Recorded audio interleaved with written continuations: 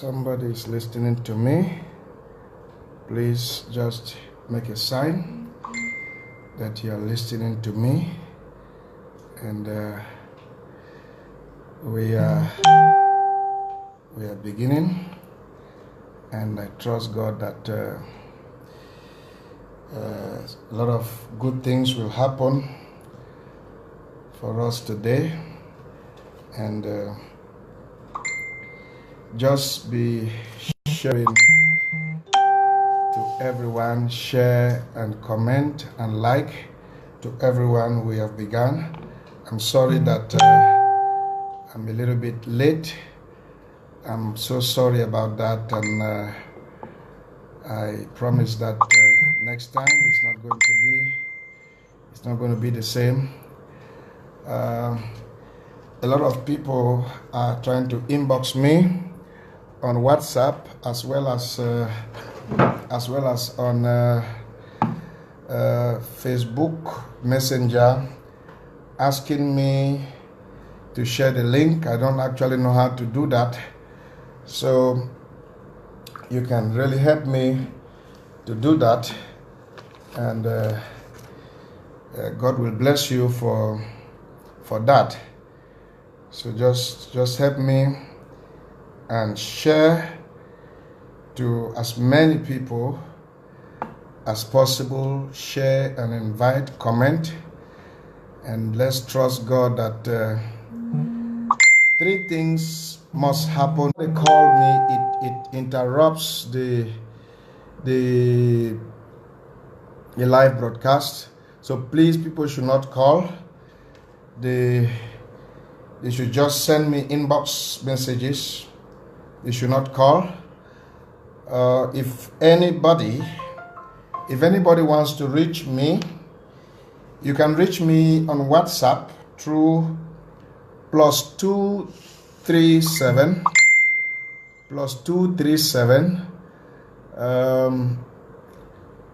9056554157, so that our broadcast will not be interrupted by any call from anywhere, because today is our day.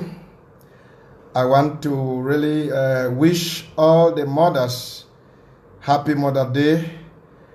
To my late mother, to my wife, to my aunties, to my daughters, to all the Amber women, all the wonderful daughters of Ambazonia, and more especially to Mother Ambazonia. To Mother Ambazonia for giving birth to great people like you and I, for giving birth to wonderful Ambazonians like us. We want to thank God for Mother Ambazonia. And today is going to be very special for our history, for our destiny as a people. And I want to let us know that this broadcast is not to challenge anybody. It's not to hijack anybody or anything. It's not to defeat anyone. It's not to show that we know what others don't know.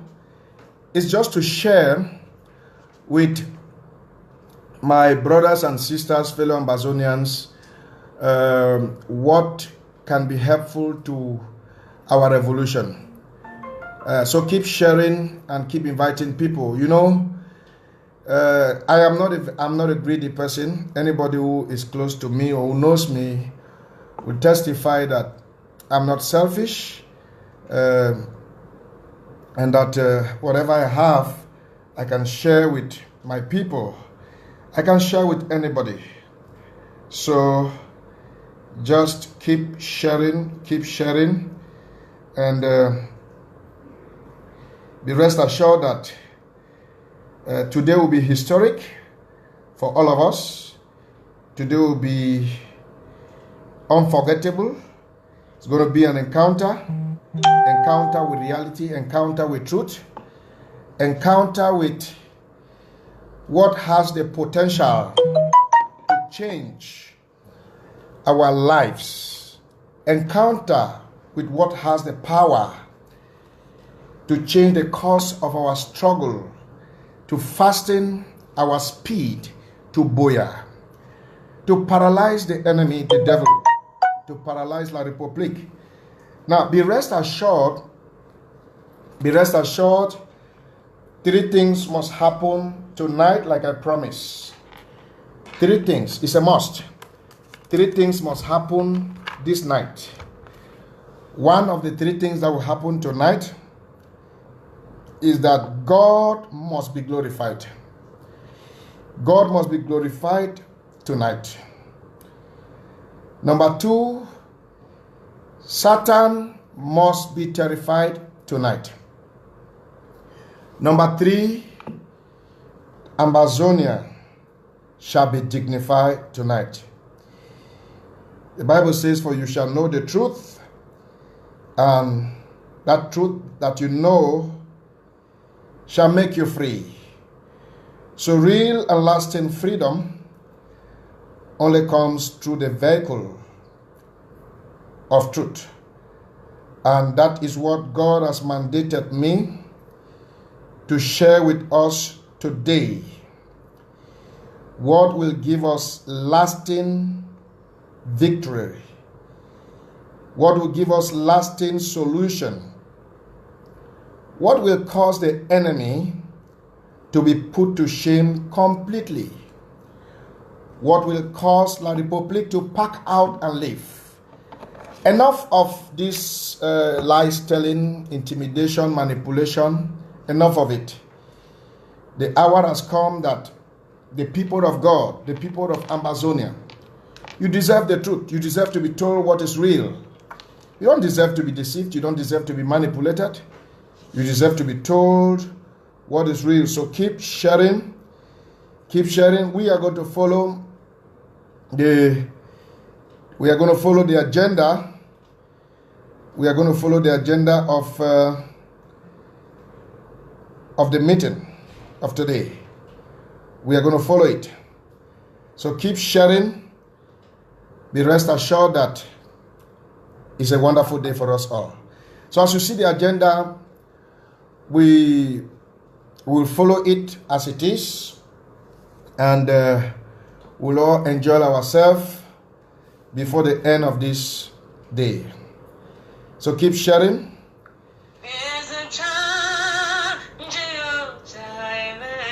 La bruta calabadabadaba.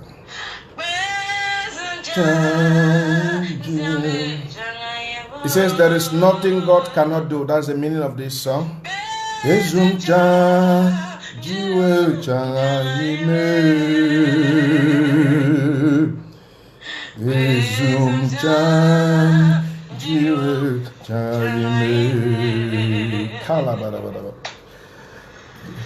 Nothing not day when my God nothing do. Yes. Nothing my God cannot do. There is nothing my God cannot do.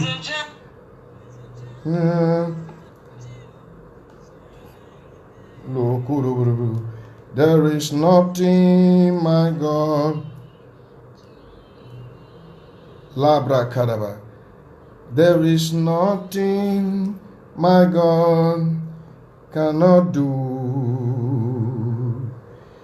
There is nothing my God cannot do. There is nothing my God cannot do. Hallelujah. Hallelujah. There is nothing my God cannot do. There is nothing Jesus cannot do. We are going to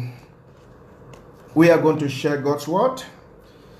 TB Joshua says that let God's word be the standard of your life. For 5 to 10 minutes, I'm going to share this short word with you. before we enter into the demystification. I want to talk about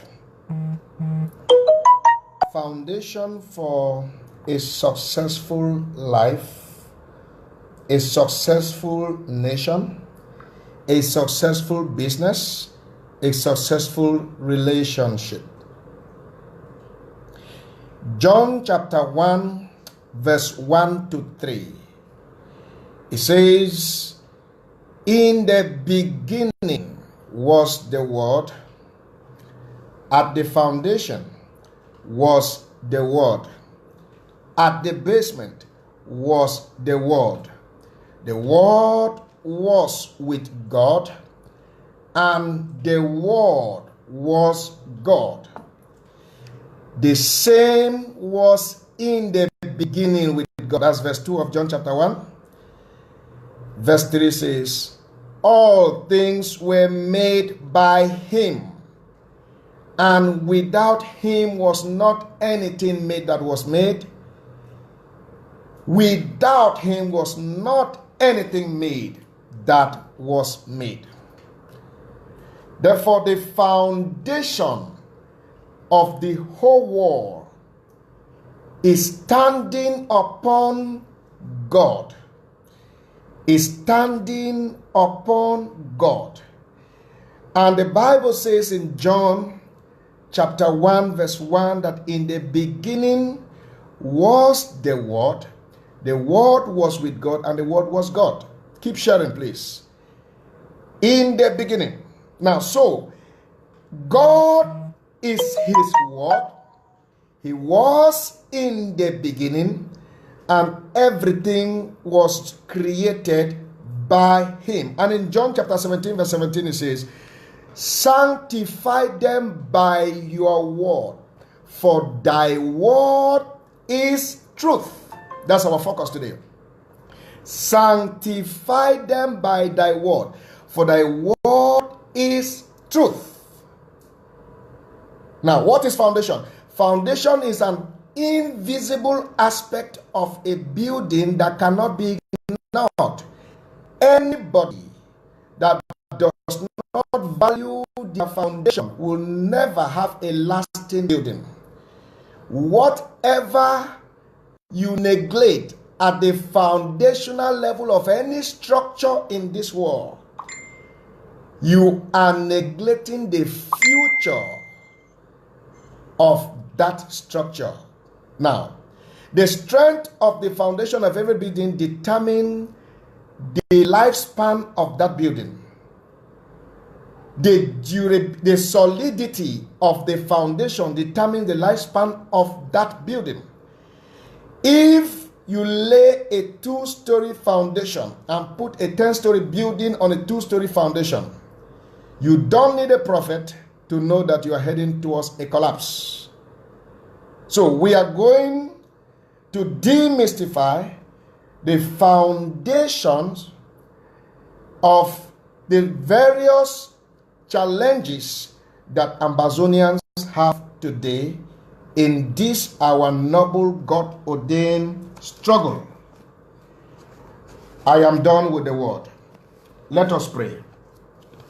Father, in the name of Jesus Christ of Nazareth, I come to you today in the name of Jesus, and I decree that every wrong foundation in any life, any wrong foundation in the minds of any human being watching me today, any wrong foundation in any marriage, any wrong foundation in any business, any wrong foundation in the pursuit of our dream for freedom as Ambazonians, I decree tonight, let that foundation collapse. In the name of Jesus, I rebuke every satanic hand upon the struggle of Ambazonia. I cast out every devil in charge of the delay of our freedom. Any witch, any wizard, any human agent instrumented by Lucifer to delay our journey to our promised land, I command the thunder of heaven tonight to fall on that person. In the name of Jesus, anyone that has tied Ambazonia mentally, spiritually, physically, psychologically, emotionally, in any way, I decree today, let that where they have been tied, let them be loose today. In the name of Jesus, I pronounce to Ambazonia, freedom has come at last. It is well with us. In the name of Jesus Christ. Amen and amen. Please keep sharing. We're now about to begin officially. We're about to begin officially. Keep sharing. Invite as many Ambazonians as possible. Keep sharing. We are going to play the national anthem right now. And the phone I have to play the national anthem is not a very healthy phone. That's why the worship you heard a few minutes ago did not complete, because the phone I'm using is not a very healthy phone. So please, if it cuts halfway, do not crucify me. For we are brothers, we are brethren. And be rest assured, I'm coming here today as your own. And Ambazonia for me is not just a country, it's my life. I don't have any other home. I will never have any other home. Take me to America, take me to Paris, take me to anywhere in the world, it will not satisfy me like Ambazonia.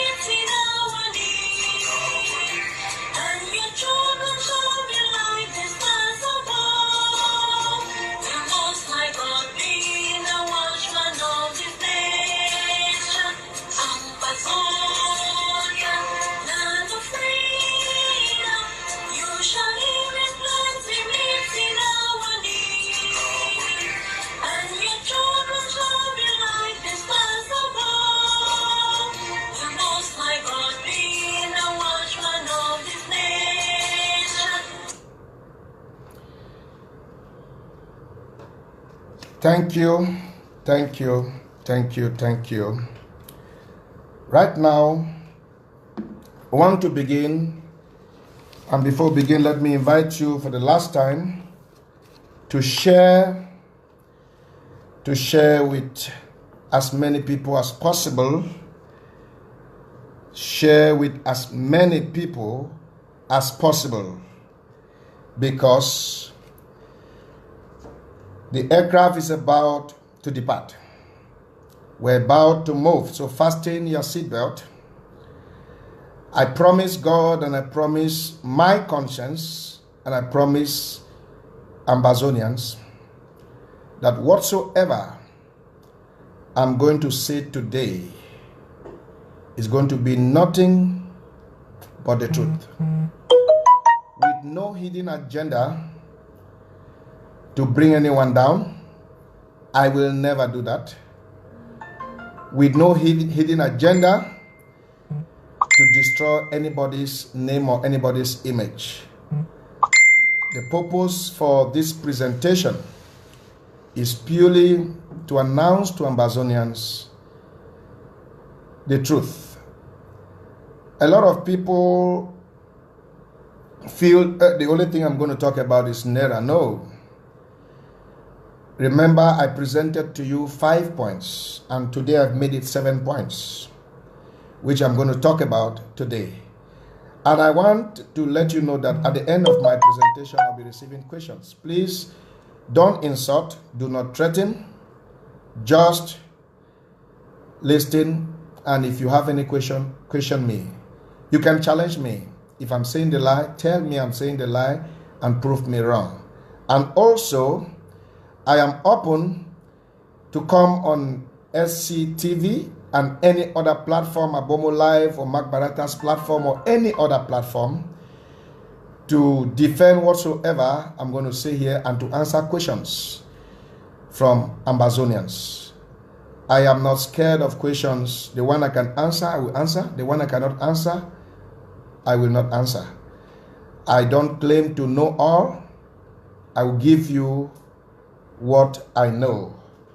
Somebody is asking for my number, +23490 56554157. That's my WhatsApp number. But you don't have to call now because we are live, and we are live. You don't have to call now. So let's begin immediately. Please keep sharing. Keep sharing.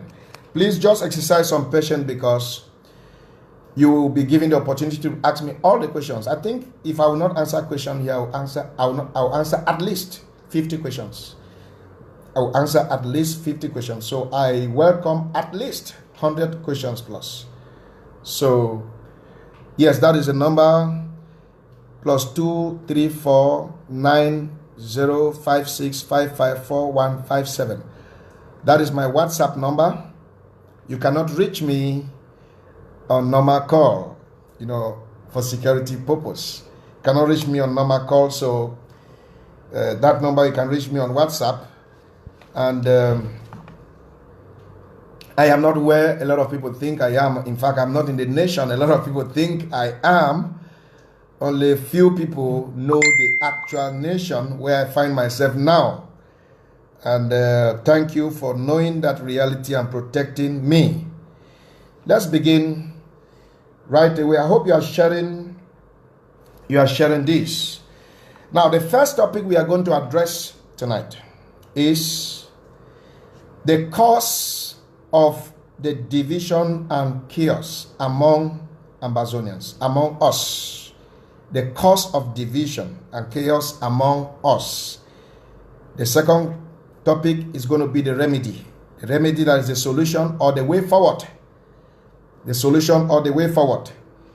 I make bold to announce to everyone here tonight, or this afternoon or morning, whatever may be the time, wherever you are, that since the 18th, what I'm about to present to you was dropped at the table of Dr. Sako Samuel Ikome on the 18th of February 2018. Up till today, he has not acknowledged receipt, neither has he even said thank you for that documentary. I finished that document on the 18th of February 2018, and only 2 people in this planet has that document. 3. Dr. Ikome, who is the president, 1 other person who is a senior frontliner, one of our leaders, and my senior brother, who is a man of God. But I sent it to my senior brother to go through because I was about to release it that same day at 2 a.m. when I finished the document.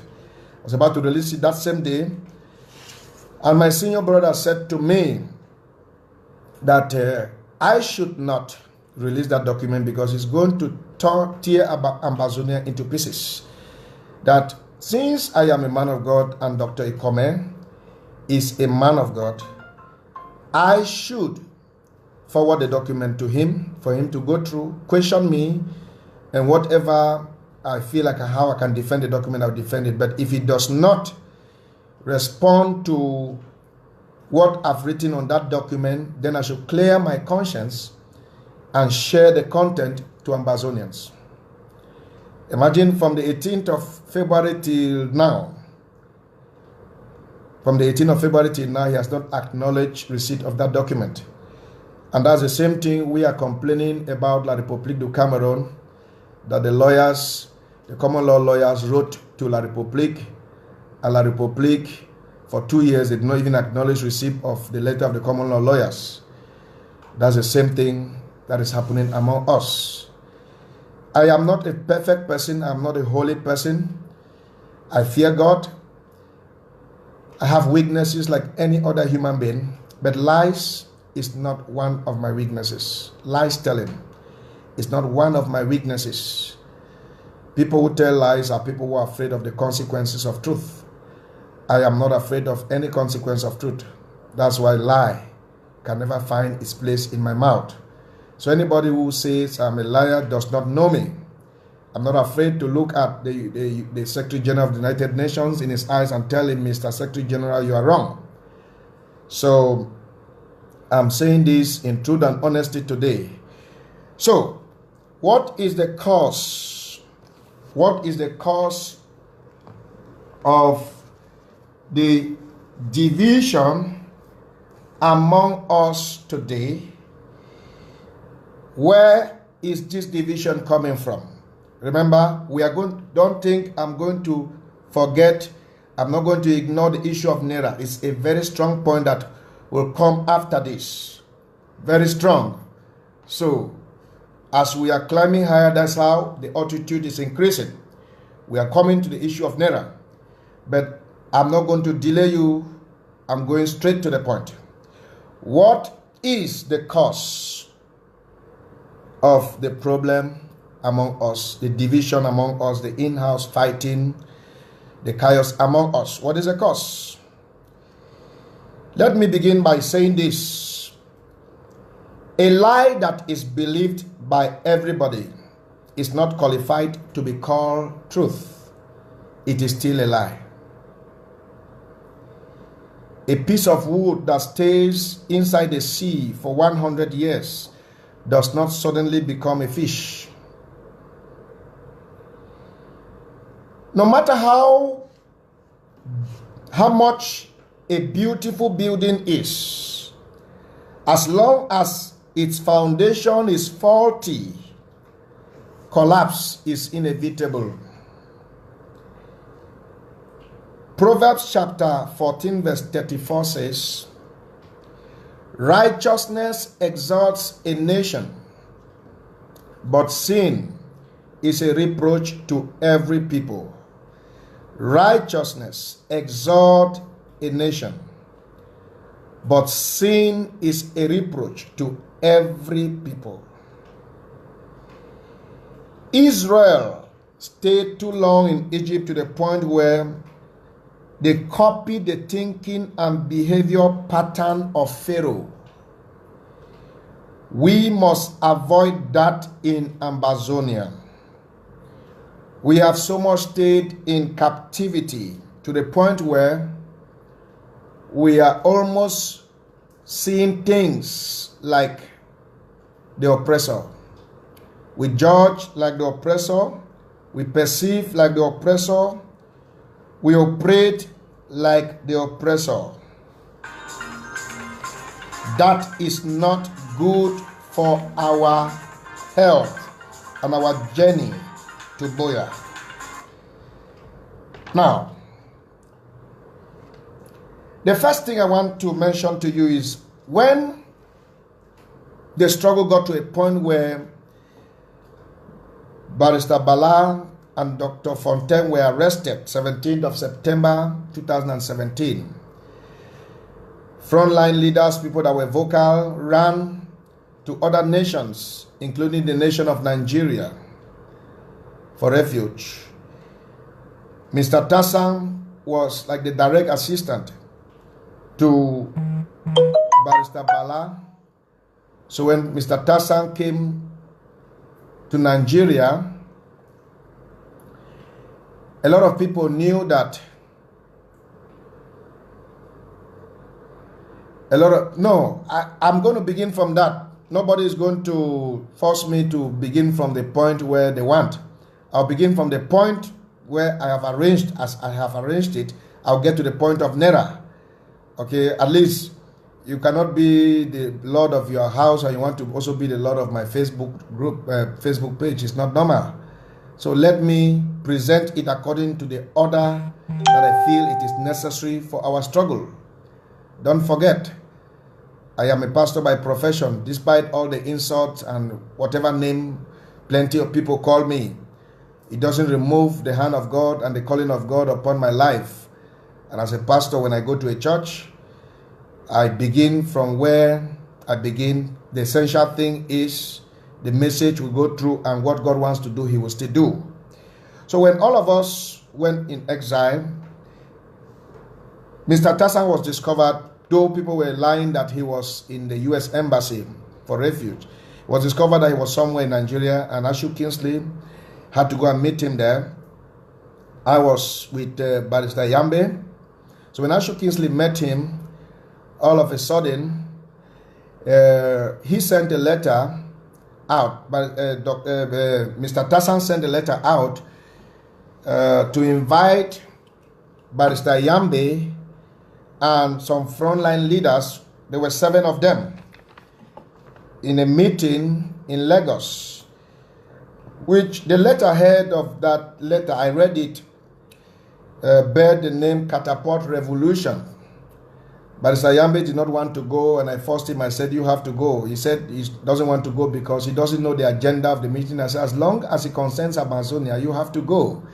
I did not go because we were looking for a house, me and Barrister Yambe, and I was in charge to look for the house and pay for the house. So I said, you go, let me look for the house and pay. Then you communicate to me whatever has been done there, what you all call the first conclave. So the initiator of this conclave was Mr. Milan Atan. Mr. Milan Atan came with this initiative to bring together all the frontline movements, and to form an umbrella organization which they call it Sissikou. And these frontline movements were Republic of Ambazonia, SCAPO, SCNC, AGC, SCYL, Consortium, and Morris. They all came together to form what they call Sissikou.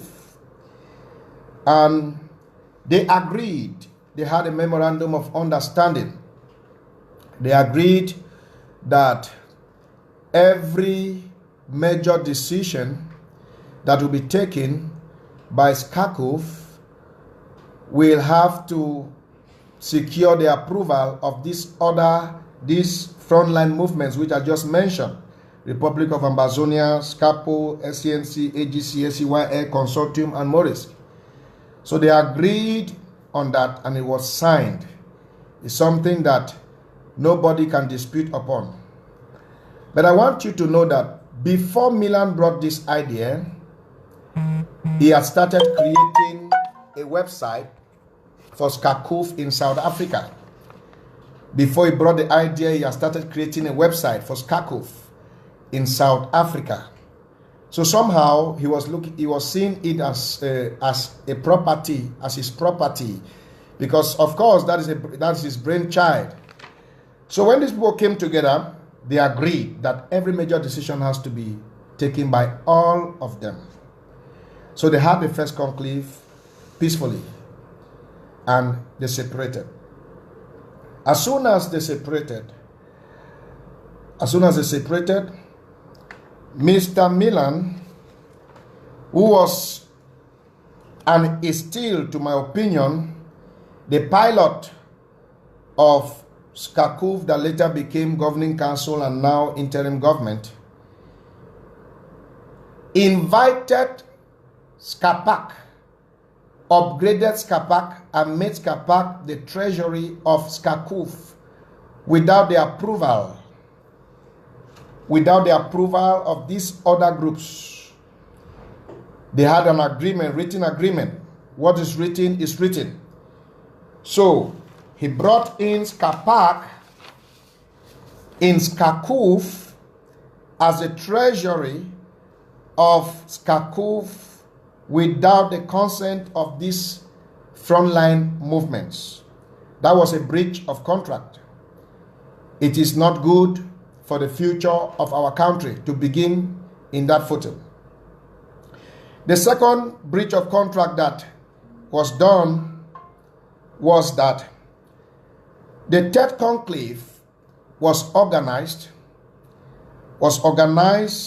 without the consent of these other frontline movements. They were just invited to attend. Their consent, they did not seek their consent before this conclave. They didn't seek their consent before this conclave, and that is not good for our struggle. The third breach of contract that was done by Skakuf Governing Council or interim government, because it's the same body that is metamorphosing into different names. The third breach of contract that was done was that they brought in other organizations, other groups, and gave them the same status, like the status of these 7 groups that founded Skakuf, without the consent of these 7 groups that founded Skakuf. Among those groups that were brought in and given the same level with the founding members of Skakuf are Skakuf Canada, Skakuf North America, Skakuf Texas, Southern Cameroonians in Boston, Skakuf South Africa, Southern Cameroonians in Nigeria, or called Singa, Eyumojok Self-Defense Force, Ambazonia Women Wing by Mangam, and the Kofun Revolution by Mancho Big BC. These groups were not consulted that want to bring in new members into Skakuf. So they brought in these groups. And the fourth breach of contract they had was that they wrote in the invitation letter that they invited all these frontline movements who founded Skakuf. They listed the agenda of the third conclave, and in that agenda they did not mention the point of electing a president or chairperson. They did not mention that in the agenda, which means there was a hidden plan. There was a hidden plan to do something against the wish of these founding members of these organizations. So that was not, and it's not good for our struggle. So they brought in these groups, and now when these founding members of Skakuf, they actually came because I was in that third conclave. They came, but when they brought in the agenda of electing a chairman and transforming Skakuf into governing council, the idea of transforming Skakuf into governing council was welcomed by majority of these frontline leaders. But the idea of having electing a chairperson was not welcome because these frontline members were not ready. They were not psychologically ready. They were not spiritually ready. They were not physically ready for that. So that was a breach of contract. It was a shock to these people. And unfortunately, I was part of those who endorsed everything that happened at the third conclave. I have a conscience. I will only do to others what I want them to do to me. Anything I don't want anyone to do to me, I will never, ever do to them. So, during the time when the motion was moved in the hall that we need to elect a chairperson and not a president, the governing council and not an interim government, these frontline leaders objected, especially the Republic of Ambazonia was represented by Pa Edwin Ngang. I was the one who picked him at the Lagos airport to the Conclave Center. He objected, and AGC also objected, was represented by Sheikh Kavi, yes. And also SYL was represented by Dr. Ebenezer Kwanga himself and some of his assistants. They all objected against this plan to elect a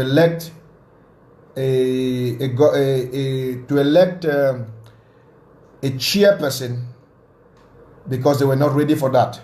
Now it appears like Milan and his team, who were in control of Sissikou, I will not block anyone. I said in my audio and my video that I'm going to block people who insult or threaten me, but I changed my mind. I'm not going to block anybody. So some people are saying I should block this, and I'm not going to block anybody. But I will ask you not to threaten me. You can give me all the insult you want to insult, but do not threaten me, because I have only one life, and if you threaten to take it, I will look for a means to defend myself by all means. So these people objected, and Sissikou Ayoktabe was elected. In the hall, during the election period, there was confusion. People were calling names of their own candidates. And I, Success Nkongo, there was a battle, there was a fight in the hall between some people. I don't need to mention their names here. It was as if it was a battle between two regions. So when it was my turn to speak, I said we should not pretend that Ambazonia is made up of two regions, Northwest and Southwest, which some people feel is a taboo to mention such name. No, it's not. It cannot be a taboo to mention such name.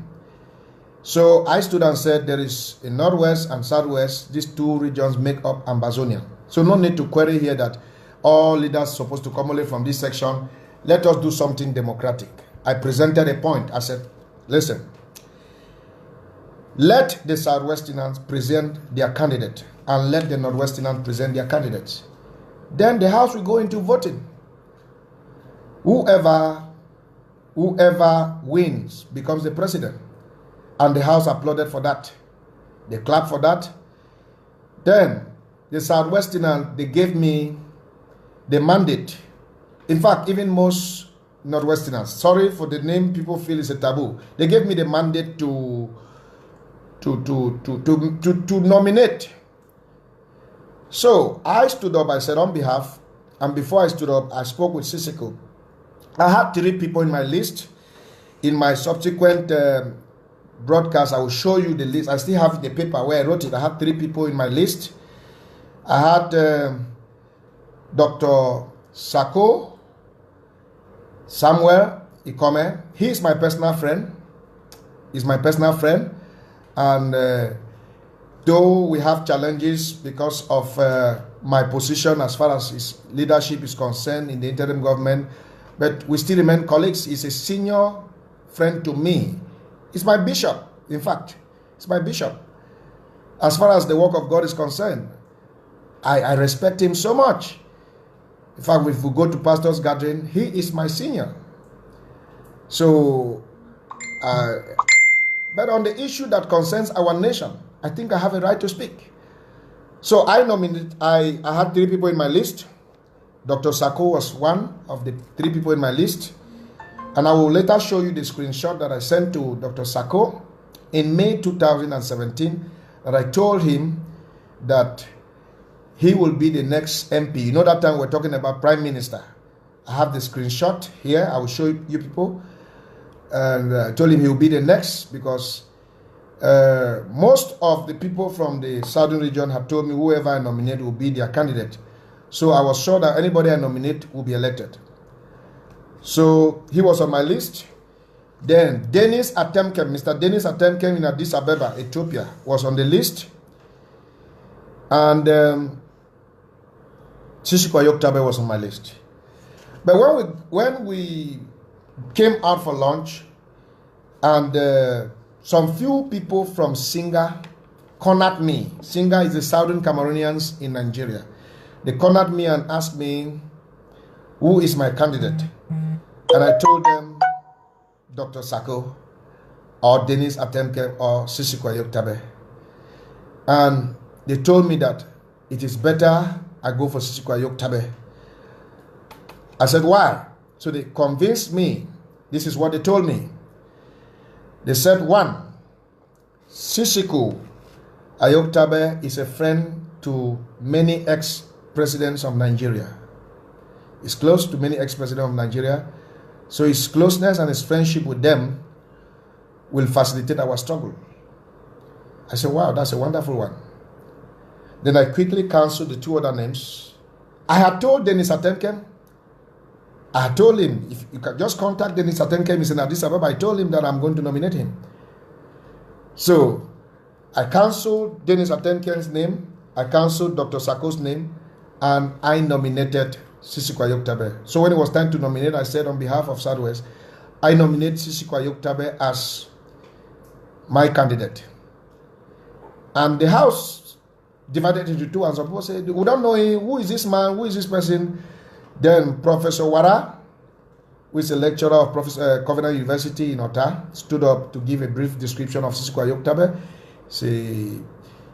He works with American University of Nigeria. He's part of this struggle, even though we don't know him, but he's part of this struggle. So the House now became convinced that he's part of the struggle. So when it was time to vote, they voted, he won. But before they came into voting, Tassan was presented also as the candidate for the Northern Zone. And but the overwhelming majority followed Sissikou, and he won. Then Tassan became the vice automatically. Then all of a sudden, Milan was brought in, I don't know by what means, as the Secretary General. Was brought in as a Secretary General.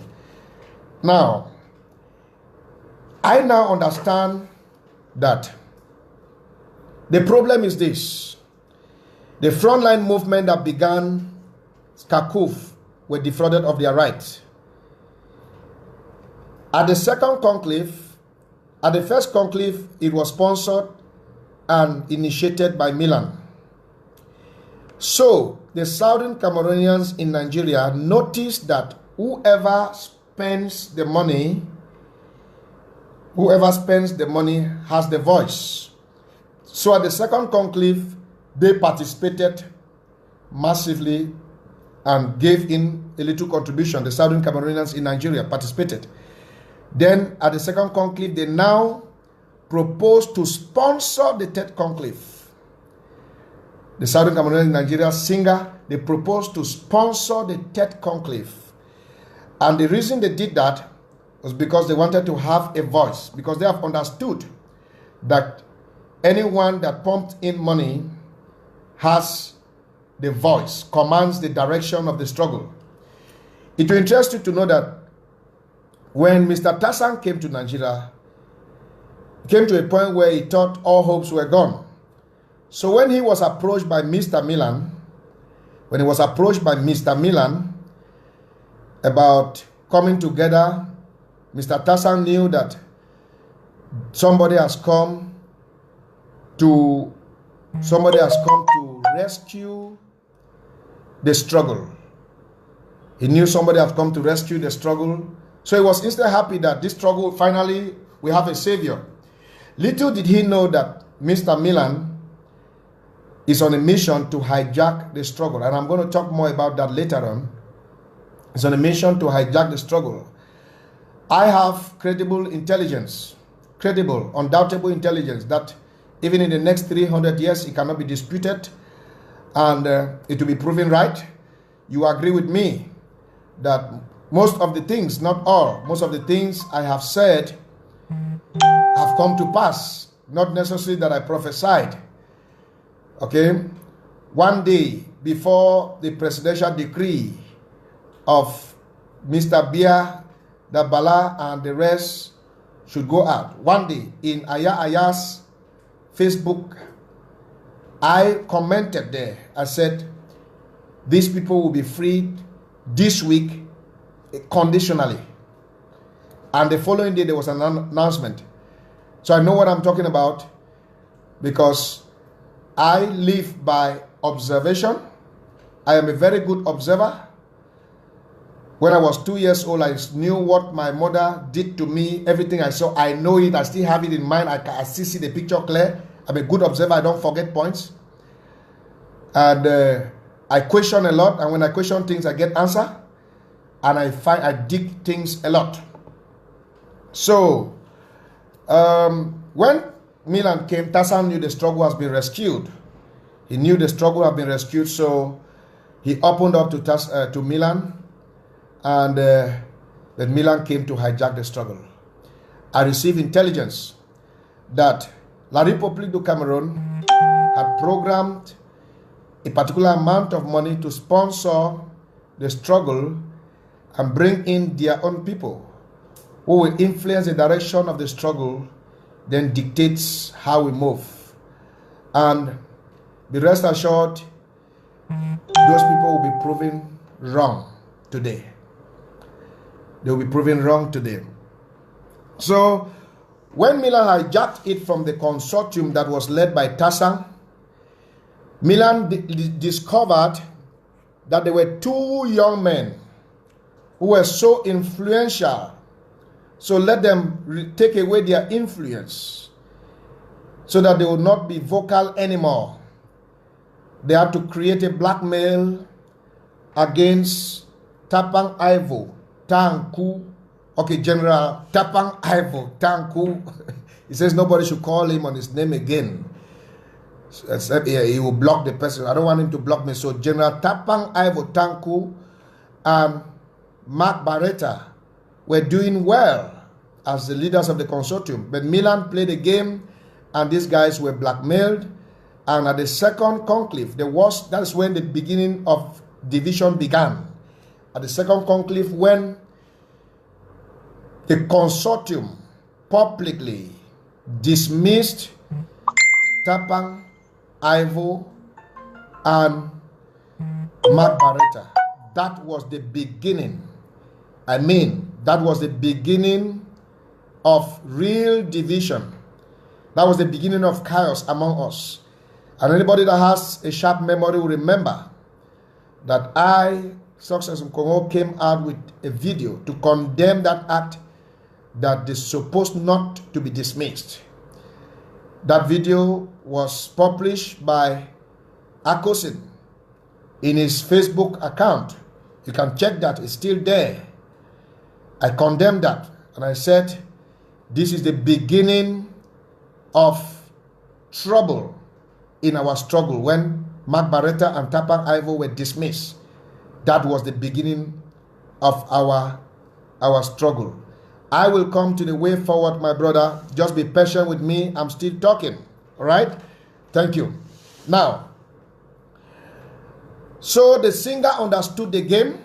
At the second conclave, they pledged to sponsor the third conclave. Southern Cameroonians in Nigeria. So they sponsored the third conclave. I did not know. I was innocent, ignorant. I never knew there was a game. I never knew that these Southern Cameroonians in South Africa, led by Mr. Milan, and Southern Cameroonians in Nigeria, Singer, had an accord, an agreement to hijack the struggle. So when South Africa hijacked it from consortium, Southern Cameroonians in Nigeria understood the game. They pledged to sponsor the third conclave and South Africa understood what Nigeria is about to do. So they came into partnership to hijack it from South Africa's hands. So South Africa quickly penetrated. So that's why Milan actually came to the third conclave as a presidential candidate to be elected. Because prior to the third conclave, Barrister Yambe and Nalova traveled to South Africa. I facilitated their visa, their South African visa. I facilitated it. And because normally you're supposed to have a resident permit in Nigeria before you apply for a South African visa in Nigeria. But with my relationship, I facilitated it, and under three days, they gave them visa without interview, without resident permit. So can you clap for me for that? Good.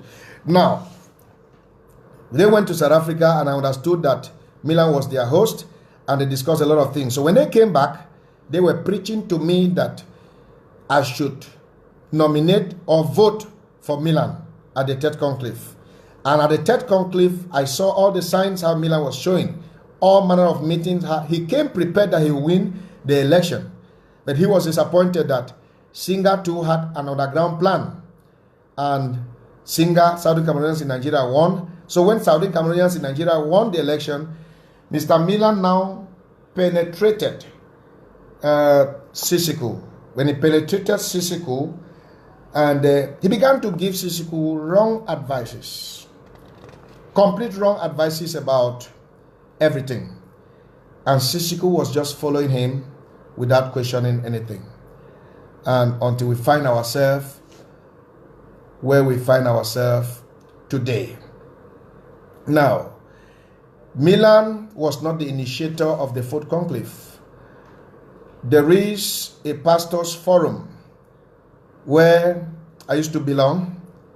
In that forum, it was discussed there because there was a lot of confusion prior to the fourth conclave. And we came out with the idea that why not a fourth conclave to resolve all of these problems? Why not a fourth conclave to resolve all of these problems? And suddenly, Sissikou bought the idea, and Milan said, let's have a fourth conclave. But unfortunately, Tassan, who even brought the idea to Sissikou, who was the vice president to Sissikou, they organized the fourth conclave without the knowledge of Mr. Tassan. The venue was not known by him, the agenda was not known by him. Tassan also came. Tassan also came. Yes, it's not Pauline. It's not Pauline who said so, all right? It's the husband who said so. And I'm a good speaker. He said the truth, correct. So, Tassan was not aware of the agenda of the fourth conclave. He was not aware of anything about the fourth conclave. When Tassan called Professor Carlson Anyangwe, Professor Carlson Anyangwe told him that he's not aware of the fourth conclave and he's not going to be there. 2 days later, Tassan surprised Professor Carlson Anyangwe at the fourth conclave. He was there, was speechless. So Professor Anyangwe lied that he was not going to be there. I'm going to talk about that. You know, anybody who lie can do anything. Take note of that. Anybody who tell lies can do anything. Yeah. So the conclave was organized without the knowledge of Mr. Tassan, of which he is the one who brought it to Sissikou. And the venue was not known by him. Wasn't known by him. And these other frontline movements were all coming for the fourth conclave. They were all. In fact, all these movements I mentioned, they attended the first conclave. This movement who created Skakuf. They attended the first conclave, second conclave, third conclave, and they came for the fourth conclave, but they were disgraced by the organizers of the fourth conclave. Now, it's a shame that people began a thing and another person come and take over of the thing and does not give them access. Is that how you want Ambazonia to be? That anybody can hijack and lead it towards their own direction? It's not supposed to be so. These leaders paid their own flight. They paid their hotel. When I hear people say that, I am a critical thinker. I don't just hear things from, they say, this man of God has said this, I believe that. I don't do that. I don't do that. If somebody can pay his flight from abroad, not once, not twice, to come and attend a meeting you organize, how come you say the person is not ready for unity? You can't convince me with that. You cannot convince me with that. So these guys are ready for unity. That is why they paid their own flight and came. Now, Mr. Tassan understood that the struggle has been hijacked, but unfortunately, many of us understood the struggle has been hijacked. Even Mr. Tassan knew the struggle had been hijacked because I've been talking with Mr. Tassan on a very intimate base. But Mr. Tassan could not talk. Why?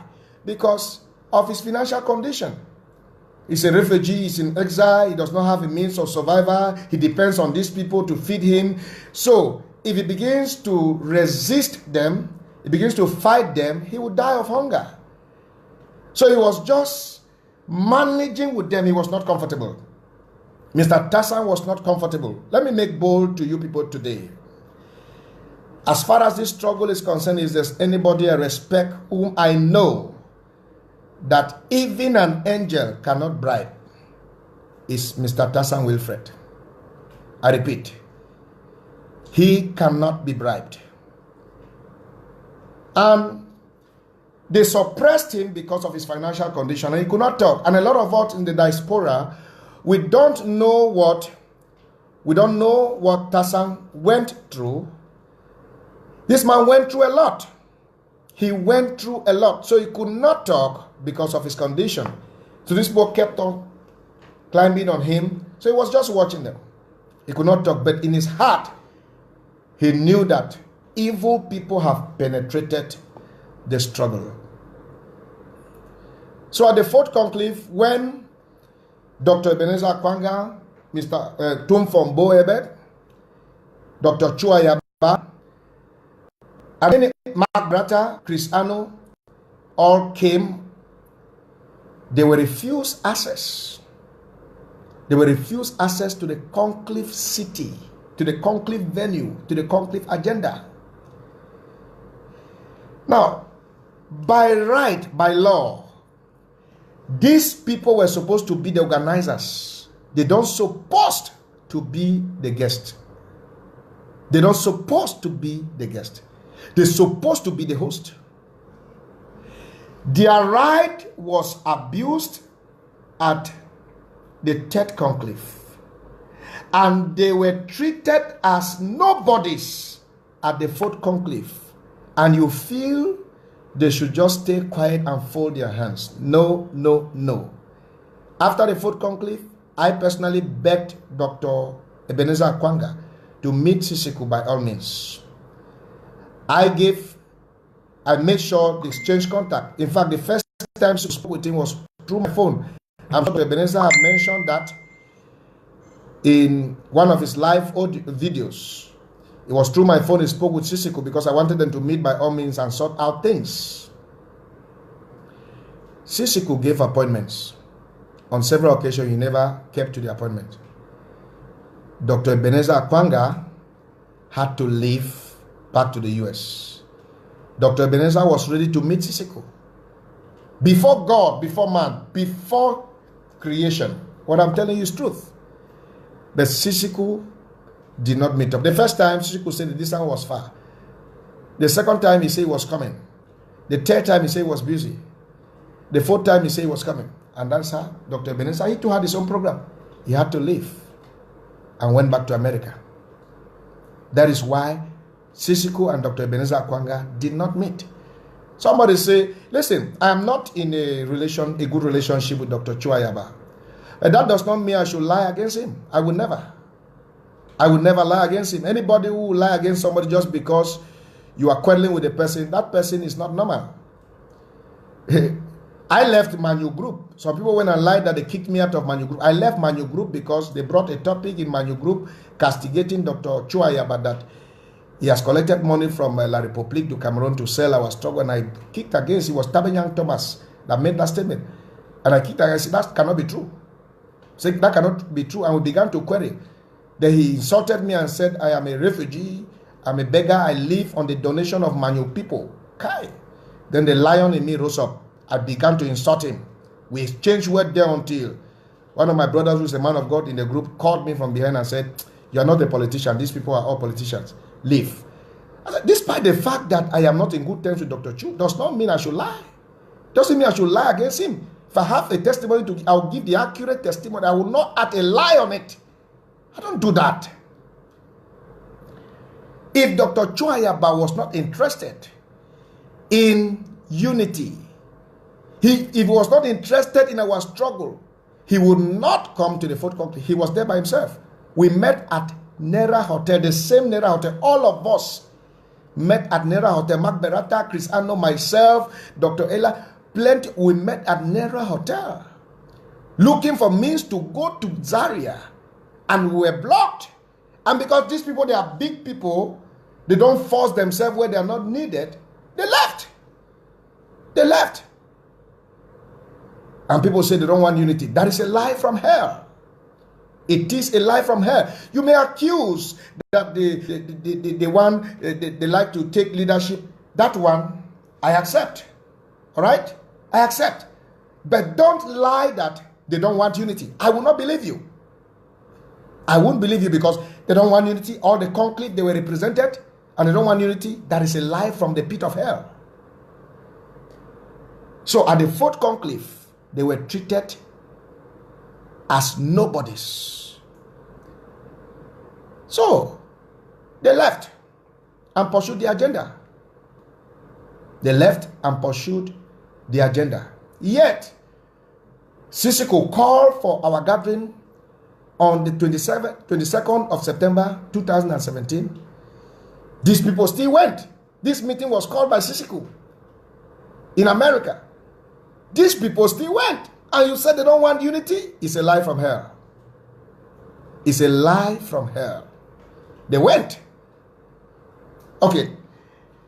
If I am a judge in a court, and husband and wife are quarreling, and they come before my court, say, you people, you don't want to come together? Husband, how many times have you invited your wife? Say 5 times. Did your wife come? Say yes. Wife, how many times have you invited your husband? 1 time. Did he come? No. The person who did not come to the invitation is the one who don't want unity. The only time these people called the Sissikou for governing council or interim government, they did not go. That was during what they call, is it ACK or what? ACK. All the time Sissikou called them, they went. All the time Sissikou had meeting, they went. But the only time these people had their own, they called Sissikou did not go. That is not fair. At least go and see what they are talking. Me, Success in Congo, anything that concerns the struggle, I am there. People should not call me. I'm going to anybody who is that person. Don't call me. I'm live. I'm live. So, these people have tried to show sign of faith. Frenchman says, c'est un signe de bonne foi. At least to respect your invitation 4 times, and the only invitation extended to you, do not respect it, and you say don't want unity. That is not fair. So in a nutshell, a people came together. I'm trying to conclude on this phase before we move to the next phase. A people came together, created a company, an enterprise. All of them had the same share, the same right. All of a sudden, 1 or 2 of them brought in other people who are not founding members to participate in decision making, policy making of that enterprise, and gave them the same power to decide like the founding members without consulting all the founding members as written by the Constitution. That is a crime by law. That is a crime morally. So that is why I say the interim government, Sissikou, the governing council, is built on a wrong foundation. And when the foundation of a building is wrong, you don't manage it. Comrade Digimas made a statement. He asked a question. He said, if you used to put water in a bucket to drink, and all of a sudden you will discover that rat has fallen inside that bucket, will you push aside the rat and manage the water and drink? Or will you pour out the water, wash the bucket, and bring in new water, then begin to drink? When the foundation of a building is wrong, do you manage it or do you repair it? A lot of us want us to manage error. It cannot work. It doesn't work that way.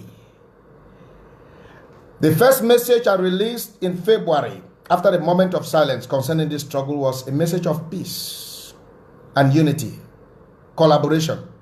I'm sure a lot of you listened to that message. A lot of you listened to that message. Let me quote. I said, if the governing council is interested to take us to Boya, if the governing council love the people on ground zero, if the governing council feel for the prisoners and the refugees, if the governing council feel for the parents who have lost their children, then they should strive for unity and collaboration by all means. That's the first message I released in February. And they want to take these other groups who are having the same powers with them to bring them under them. It doesn't work that way. That leads me to my prescribed proposed solution, or the way forward. The way forward for this problem.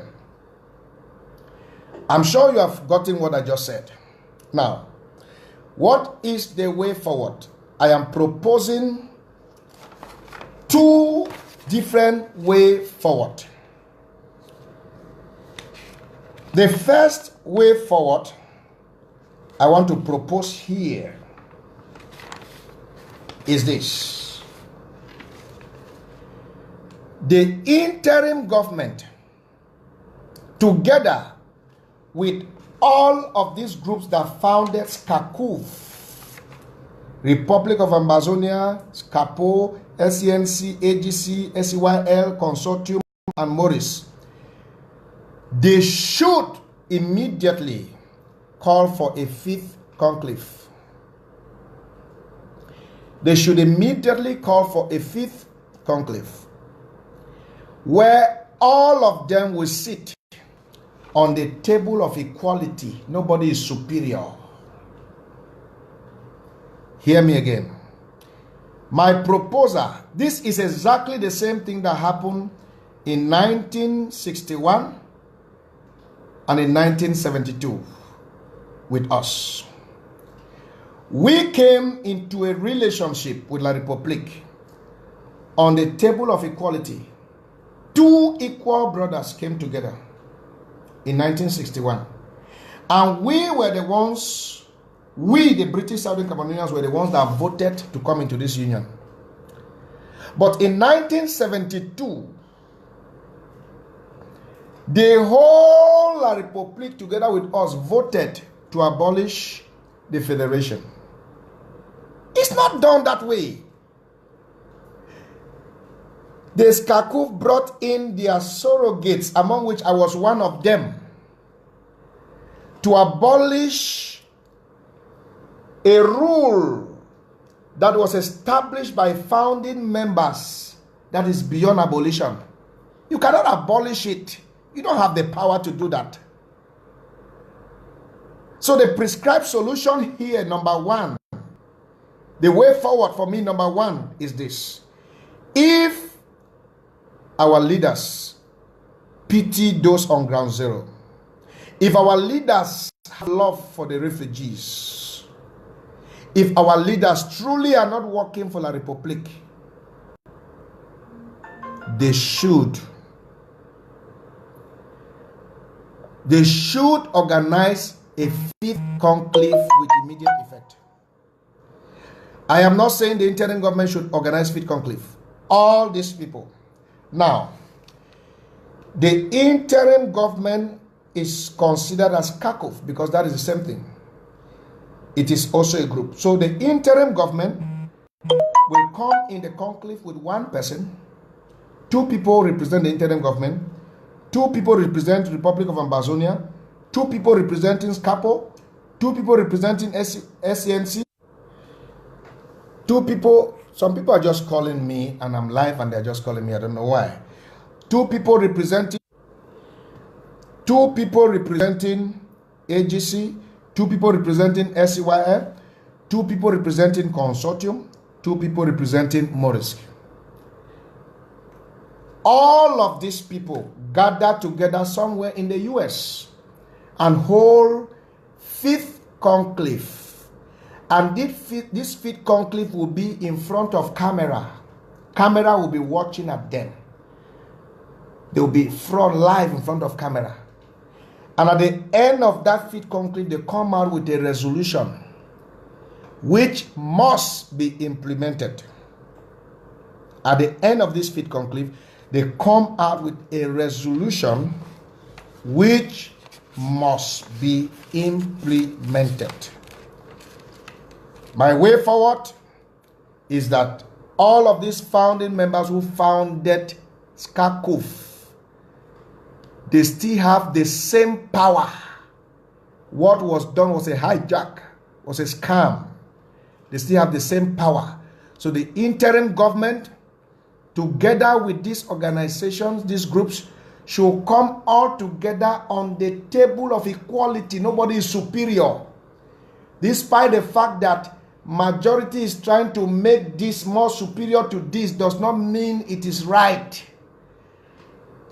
The fact that the whole world calls this yellow does not mean it is yellow. The fact that the whole world calls this white does not mean it is white. That majority says go ahead, we are with you, does not mean you are doing the right thing. So, all these groups, my way forward, should come together and create a fifth conclave that only them will be there. Interim government has 2 members that will attend that conclave. Republic of Ambazonia, 2 members that will attend the conclave. SCAPO, 2 members that will attend. SCNC, 2 members that will attend. AGC, 2 members that will attend. SCYL, 2 members that will attend. Consortium, 2 members that will attend. Maurice, 2 members that will attend. In front of camera. Remember, nobody will be superior. And each of this group is coming to this conclave with their own road map. It's just like a United Nations General Assembly. Each person presents their agenda, their own road map, at the end of which they will deliberate among themselves in front of cameras. At the end, they will now come out with a resolution that must be implemented, if at all we like the struggle. That is way forward number 1. Anything short of that, then we don't like peace. Am I saying war should continue among us? No. In the science of problem solving, you don't solve a problem by addressing the consequences. You solve a problem by addressing the cause of the problem. That's how you solve a problem. La République is good at solving problems by addressing the consequences and not the causes of the problem. And we should not follow that pattern. It's wrong.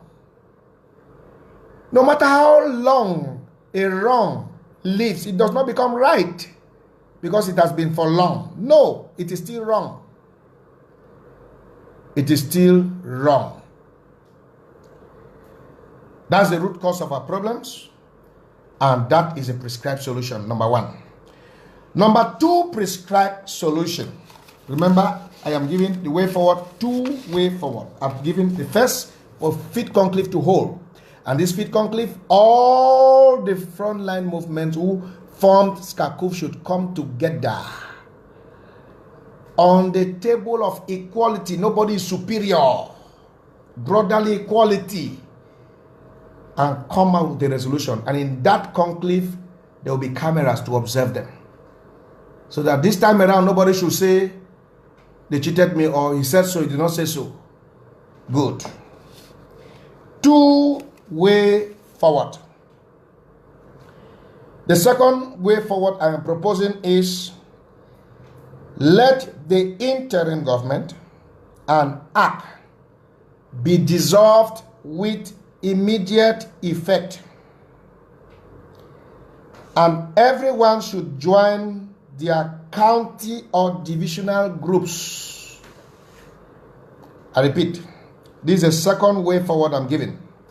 Let the IG and ACT be dissolved with immediate effect, and let everyone, every Ambazonia, including you and I, join their county or divisional group. For instance, Manu has his group, Meme has his group, Coupe has his group, Momo has his group. Everyone join their group. We want to be identifying people to know who is doing what.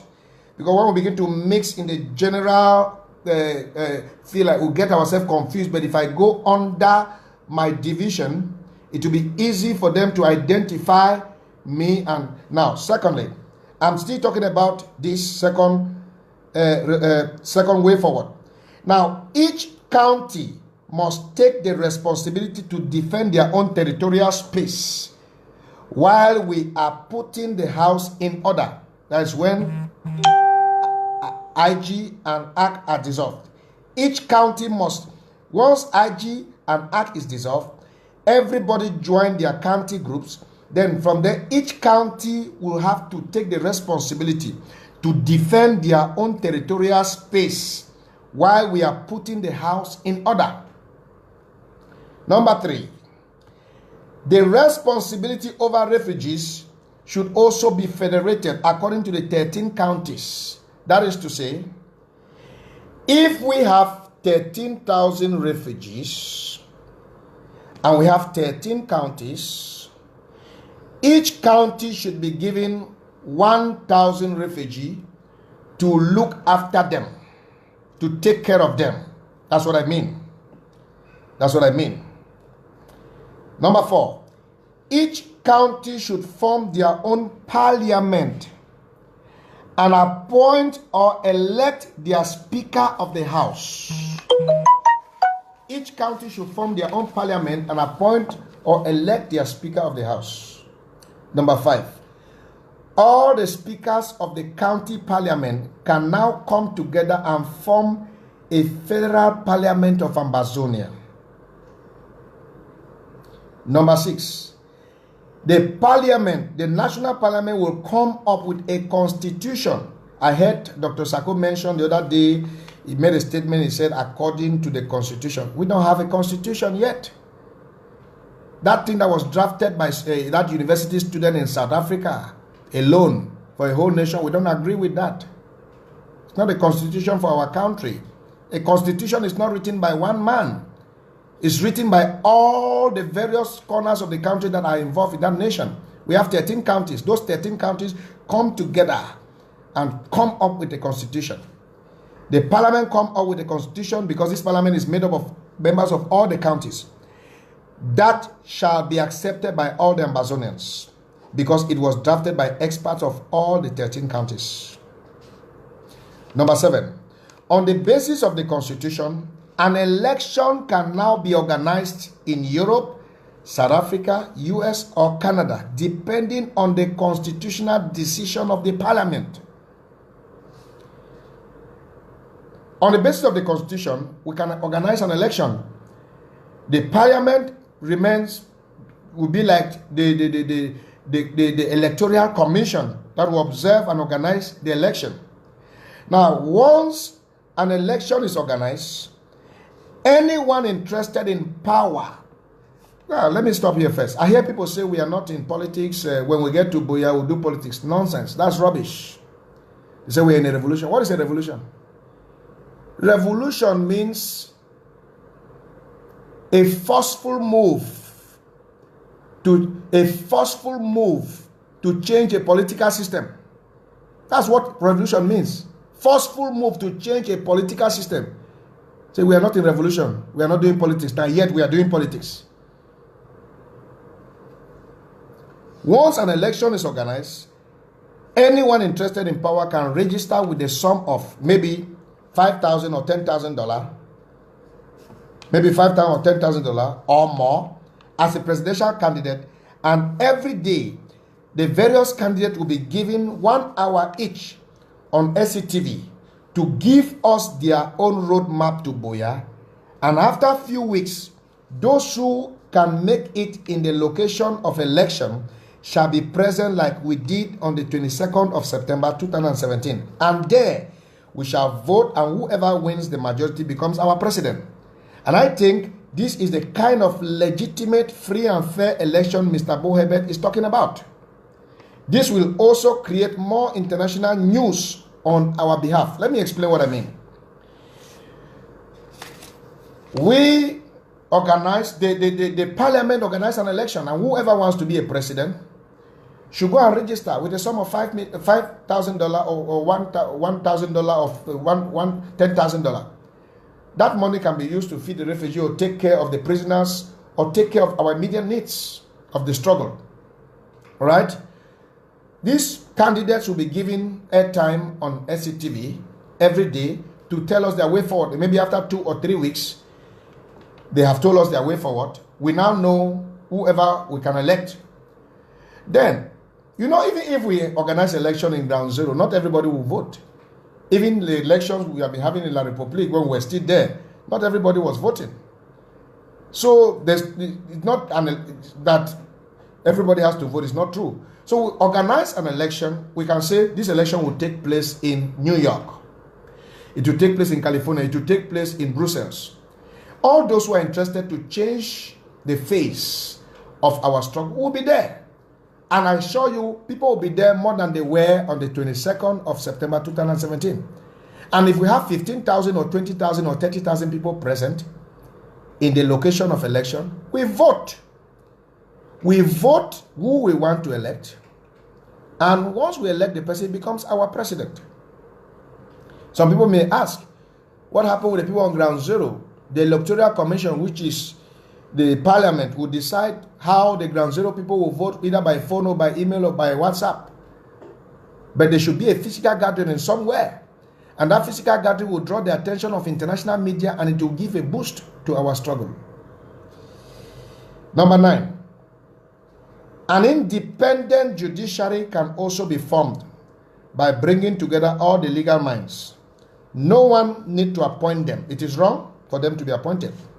They need to create themselves, and they will automatically assume every legal duty, including that of investigating, even the investigation of the abduction of our leaders, follow up of the release of our leaders, swearing in of new elected leaders, and so on and so forth. We know the legal minds we have among us. They can come up with the judiciary. They say, from today we are the judiciary. The president doesn't need to appoint them. So from today we are the judiciary. They come together, and among themselves they elect their judicial head. Then the judiciary will swear anybody who wins the election. And that's how it goes. And they will follow every legal matter. Like this issue of the abduction, we're not supposed to bring, the judiciary was supposed to be in charge of that and look after the investigation of that. Now, once the president and his vice are elected, a new inclusive cabinet can be formed, and everyone will feel the spirit of democracy and will boost our struggle into another higher gear. All this can be done within a maximum period of 60 days from today, if we decide. Anyone who is afraid to organize an election knows he will not win. He knows.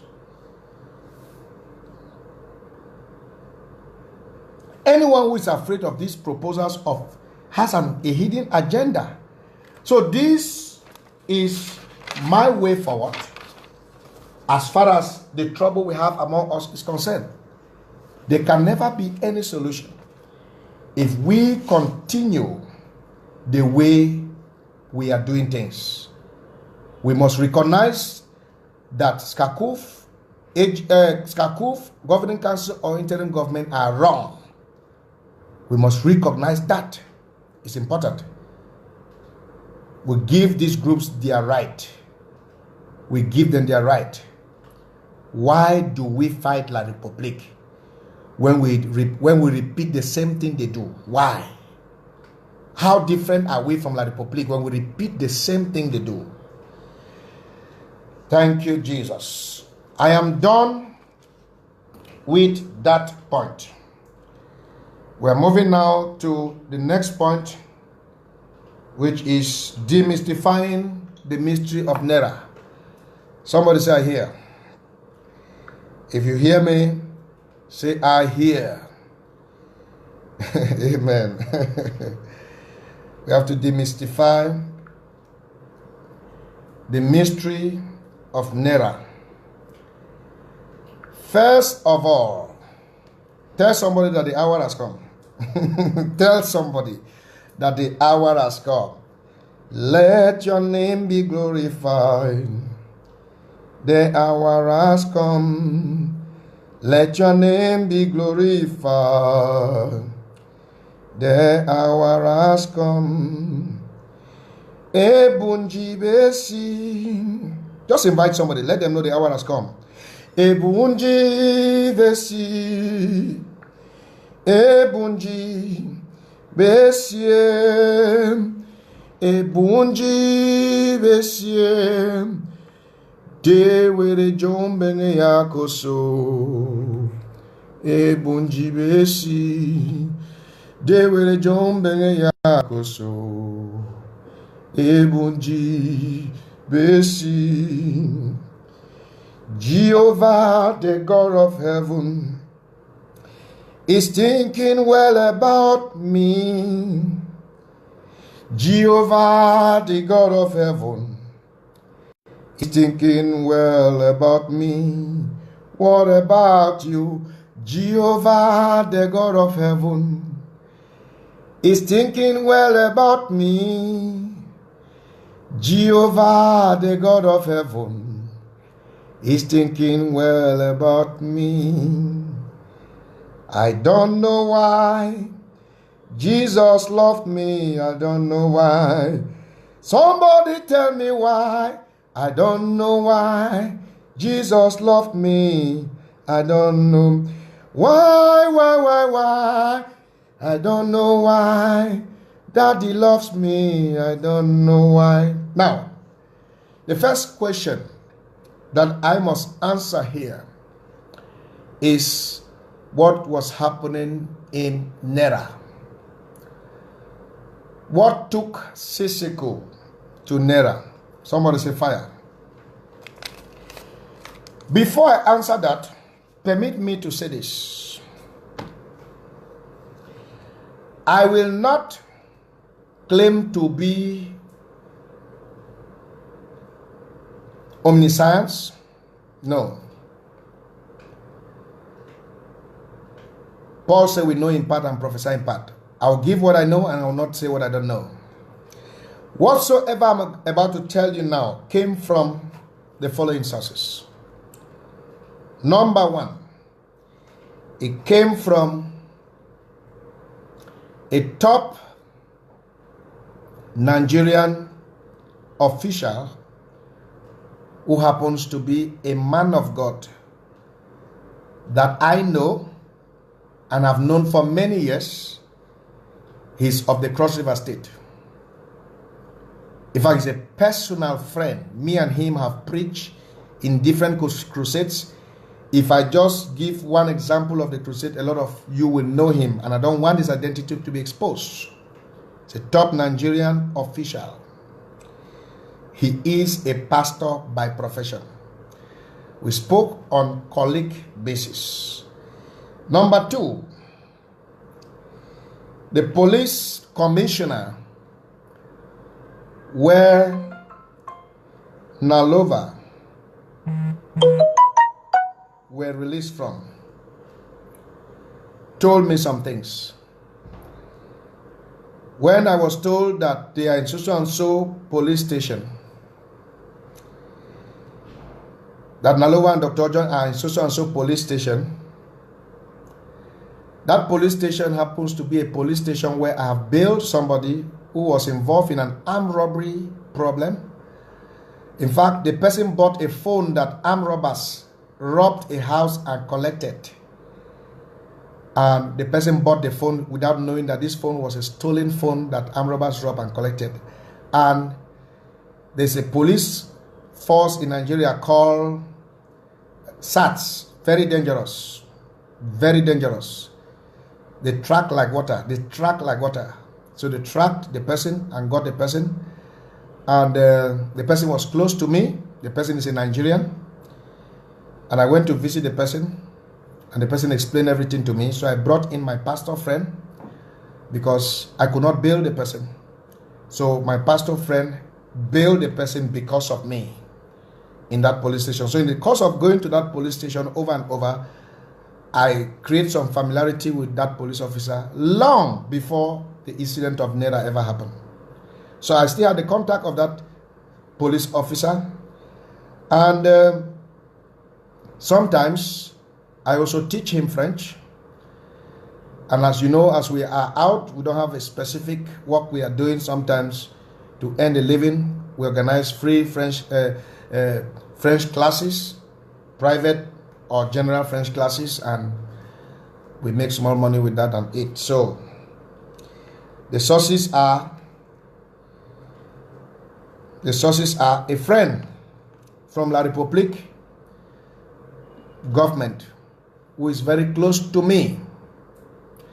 Yes, a lot of people may want to use that against me. Let me announce to you that there's no crime to have a friend from La République's government. Anybody who says it's a crime, that person needs to go and take drug to cure their mind.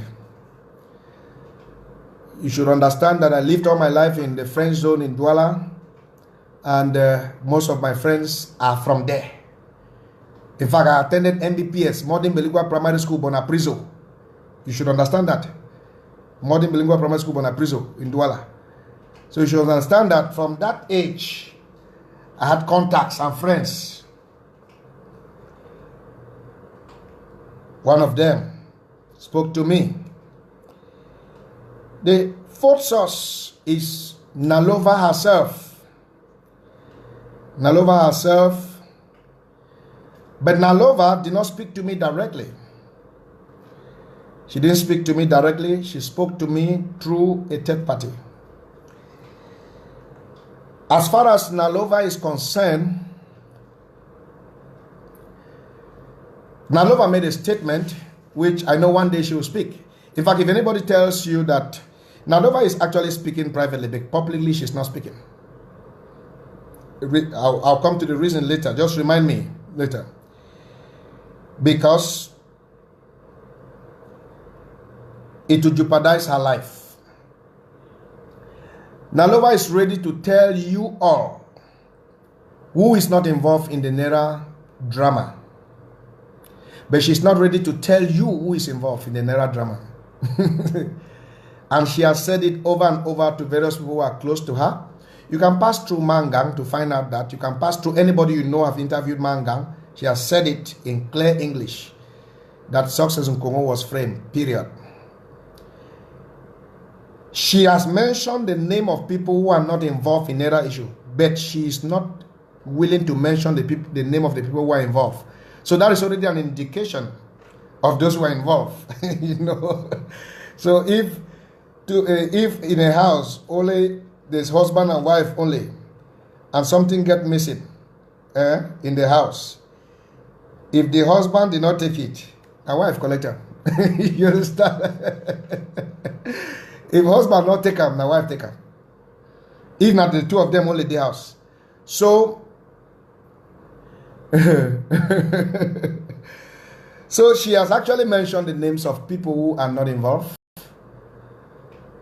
but she is afraid for now to mention the names of the people who are involved. So it's easy to conclude that names of the people who she did not mention have a hand in it. It's just logical for you to understand that. Now, my findings are not my knowledge. There's a difference between what I find out from investigation and what I knew. My finding began some few weeks after I was falsely accused.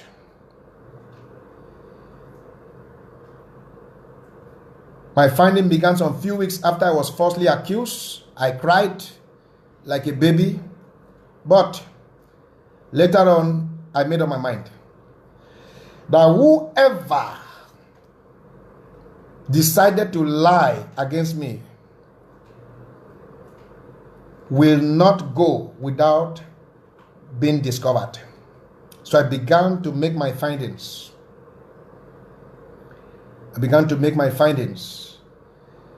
My finding also involved the use of a lot of technology, which, though I was short of finance, but any group, be it the interim government or whatsoever group that is interested to dig deeper,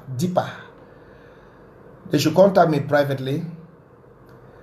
I'll give them a proposal of a technology that will be used, and I will not say it in the public, that will be used. I'm a very intelligent man. I know that one very well. God gave it to me. I'll give them a technology that will be used, and when they use that technology, they will confirm everything I'm about to say now. Sissikou Ayoktabe was in the United States of America. You all know that. He left America the time he was not supposed to leave America. He just left America like that. The purpose for Nera meeting here today, what was happening in Nera Hotel, was not a discussion on how to take care of the refugees. I am breaking the news right now. Before God and before man, this is what happened in Nera Hotel. Sissikou was in dialogue with La République in Nera Hotel. That is a breaking news. Sissikou was dialoguing. I repeat, Sissikou was dialoguing with La République in Nera Hotel. Did you hear my English? Sissikou was dialoguing with La République in Nera Hotel. Whatever was to happen to me, I told my wife, if I die, let me die speaking the truth. I know I stand the danger now more than before, but let me say it. Sissikou was dialoguing. You can call me whatever name you want to call, but any year, Sissikou will come out. Any year, Nalova will speak. You will get it. All right? Sissikou was in dialogue with La République. Nigeria was on that dialogue table. La République was on that dialogue table. France was on that dialogue table. United Nations was on that dialogue table. And the members of our interim government who were there were on that dialogue table. Before Sissikou traveled to America. In fact, let me say something. I'll come back to that. Oh my God. What actually, I want the interim government to be smart. What actually made these people to be arrested is, number one, greed, long throat, greed. If they were not greedy, Ambazonians should have known, because he's our president, they should have known where he's going, what he's doing, so as to protect him. When Tassa and the rest were dialoguing with the Republic in Bamenda, you remember, I'm sure I want to remind you, we were all aware, and all the bike riders, they all gathered in front of that hall where they were having dialogue. And when Tassan came out, the bike riders accompanied him to his house. We need to know what our people are doing so that we can protect them. So it is greed that caused the arrest. I will explain how. It is greed that caused the arrest. They need to inform the people of Ambazonia. It is necessary. And a lot of people who are close to the interim government, or who are even members of the interim government, are not aware, we're not even aware of this dialogue. I promised somebody that I'm not going to say something about this dialogue because a lot of people may collapse. It may weaken a lot of people's push for this struggle. But I want the interim government to stand up to their responsibility and speak the truth to their people. And I'm giving them 5 days to speak the truth. The terms on the dialogue that was happening in Nera to your people, Ambazonians, and if the interim government does not do, I will come back on this same platform to tell you what terms they were dialoguing. It will shock all of us. I will not go more into that. It is when Sissikou and his team agreed on a term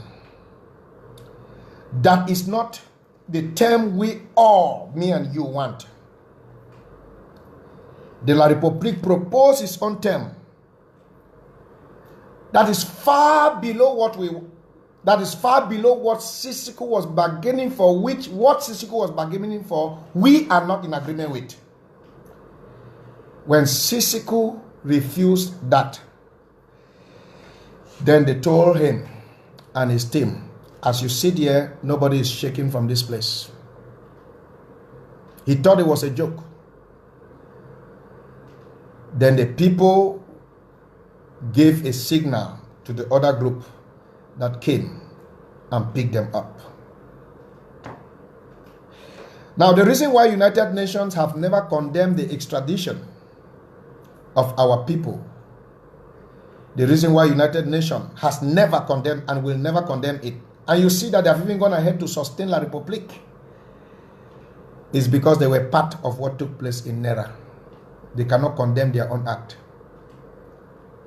They were part of it. The only UN body that has condemned this is the United Nations High Commission for Refugees. United Nations organization is different from the United Nations High Commission for Refugees. The UN is the executive body. The UNHCR is the protective body. They don't know anything that was happening. So that's why they came and condemned what their boss did, and they were just laughing. And if their boss, the UN, was serious, they would have condemned it long ago and taken action towards that. And that's why La République went further to even secure the support of America. To secure the support of America. And today you see people putting on UN cap and they are burning our houses. Because UN were part of that negotiation in Nera. Alright?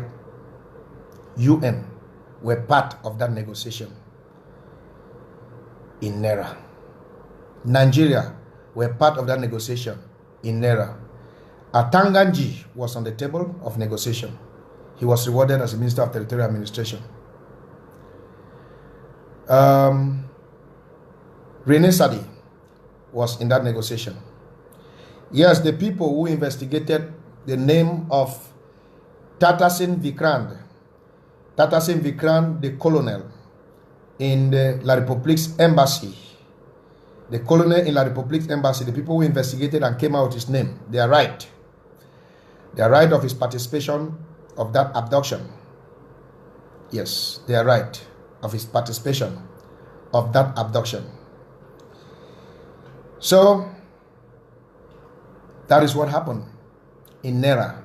They were negotiating with La République, period. Also, next point. Who was involved in the adoption? The masterminders. Only you can do what no man can do. Only you can do what no man can do. Only you can do what no man can do. Only you can do what no man can do. Obasia kakamiame. Se anego na bekapse. Obasimbu yo juvena. Arena fa. Obasia kakamiame. Anego na bekapse. Obasimbu yo juvena. Arena fa. Yorena fa. Yorena fa. Obasimbu yo juvena. Yorena fa. Don't allow me. Don't allow me. Don't allow me, Jesus, to go empty-handed. Do not allow me. Do not allow me. Don't allow me, Jesus, to go empty-handed.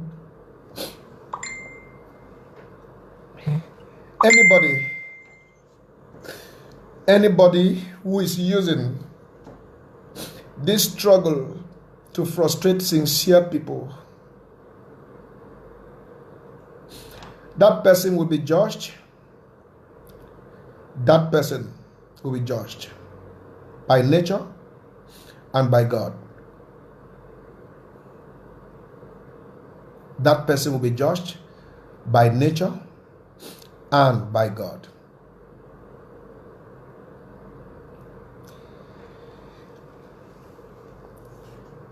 I am trying to avoid to mention a name or names so that people should not feel that I'm trying to fight back, because I will never do that. I will never do that. Yes, I will never do that. Okay. There was a day I brought in somebody. It has to do with DOD specialist. But when I was expecting Sissikou, but he did not show up.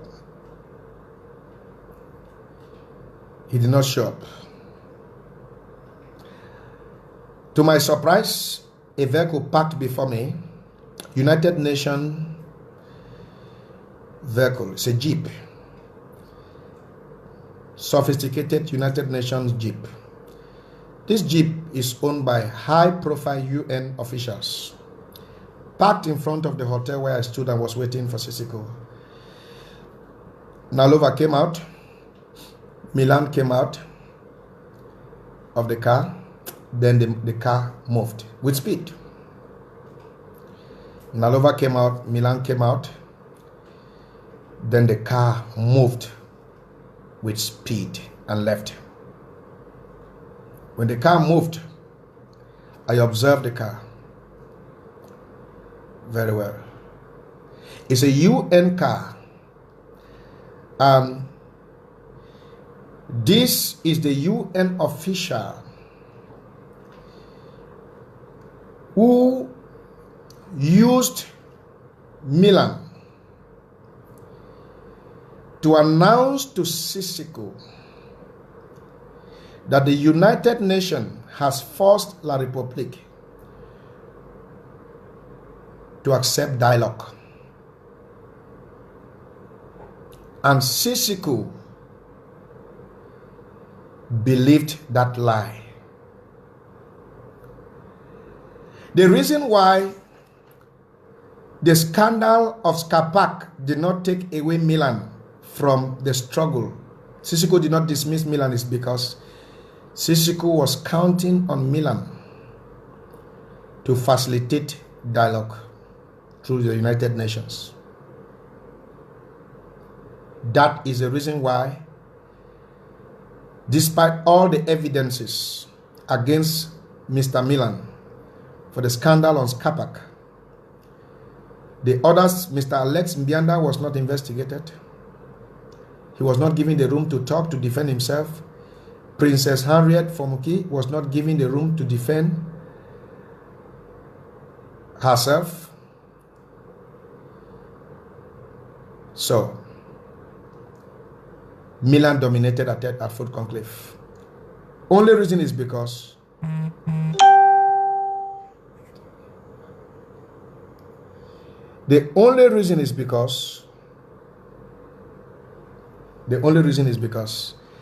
Sissikou was deceived by Milan that the issue of dialogue, he works with the United Nations. Remember, I am the first person who questioned the fact that Milan does not work with the United Nations. I'm the first person who questioned that. Milan is a trained spy. In French, they call it espion. The money for the first conclave that Milan used to sponsor the first conclave came from La République du Cameroon. It's La République's money.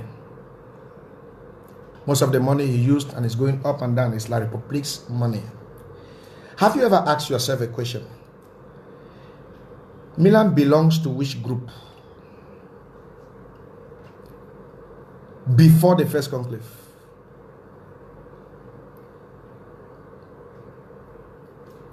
So Sissikou did not want to push aside Milan because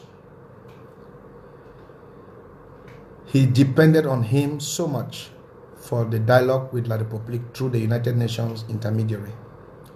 That was what gave Sissikou the audacity, the courage, the boldness.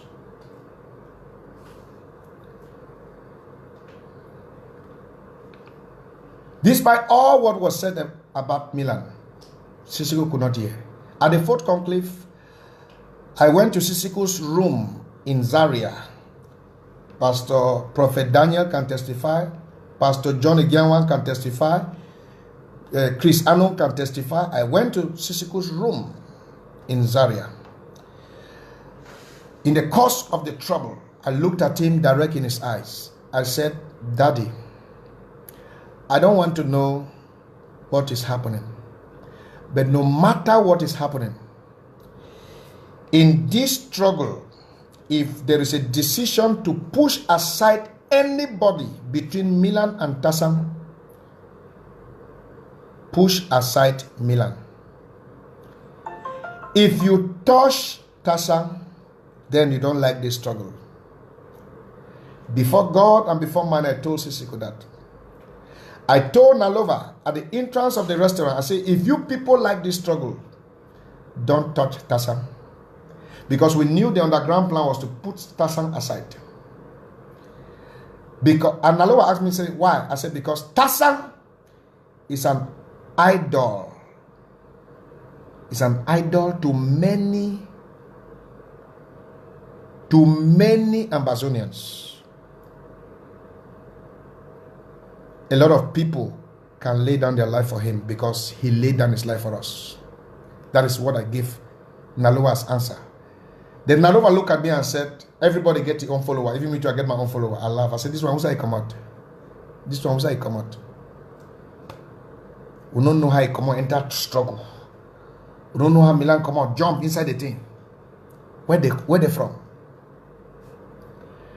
So that is what caused Milan is the facilitator of the negotiation.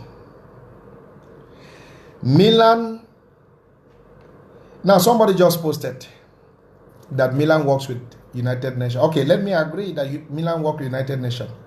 You have still fallen into the trap. Are you aware that nobody works with the United Nations without the recommendation of their country? Are you aware of that? Any department of United Nations you go to work there, you are being recommended by your country. Okay? So if, as somebody just commented, that Milan works truly with United Nations, then that confirms the fact that he is for La République.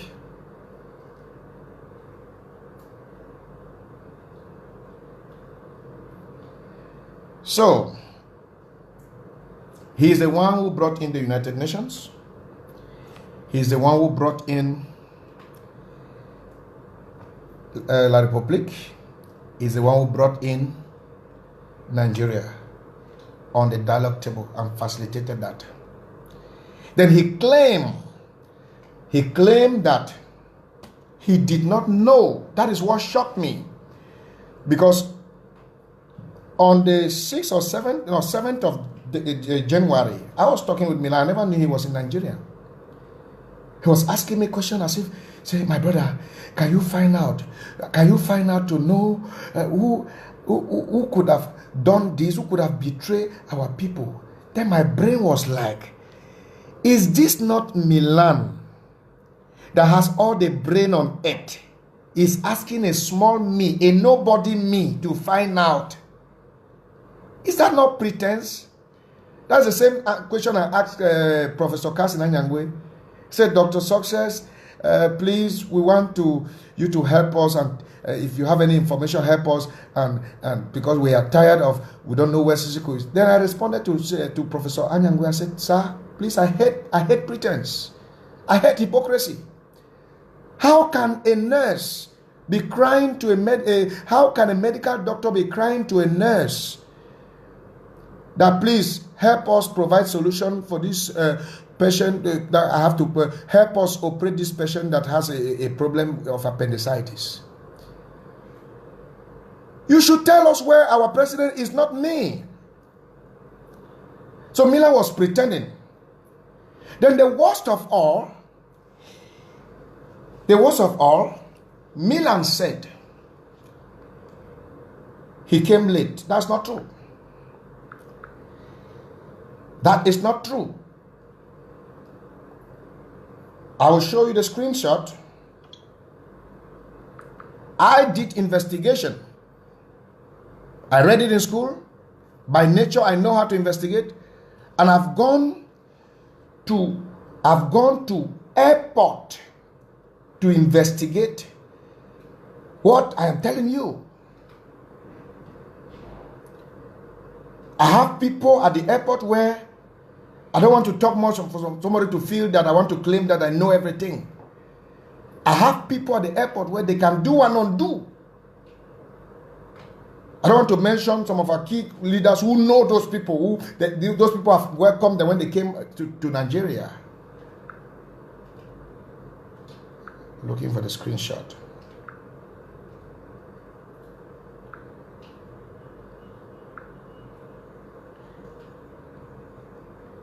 So, Milan did not enter Nigeria on the 5th of January.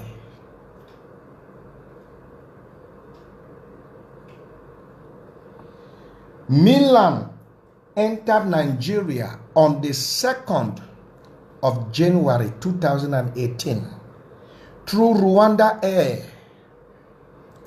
He came through Rwanda Air. He came through Rwanda Air. He came through Rwanda Air. And Rwanda did not have any flight delay that day. Then, on the 5th of January, Milan flew from Lagos to Abuja through Air Peace. Air Peace is the airline I use frequently. He flew through Air Peace. And Air Peace did not have any flight delay that day. Air Peace did not have any flight delay that day. At all, at all.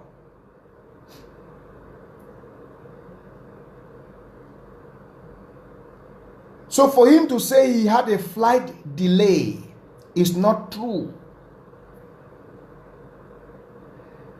Why did Milan provide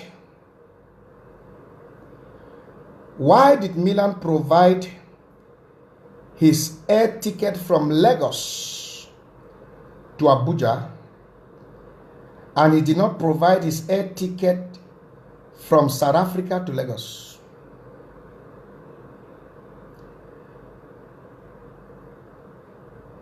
Why? He provided domestic ticket within Nigeria. He did not provide international ticket. Why? Milan, and where is this charter? Milan entered Nigeria on the 2nd of January 2018 and not on the 5th as he claimed.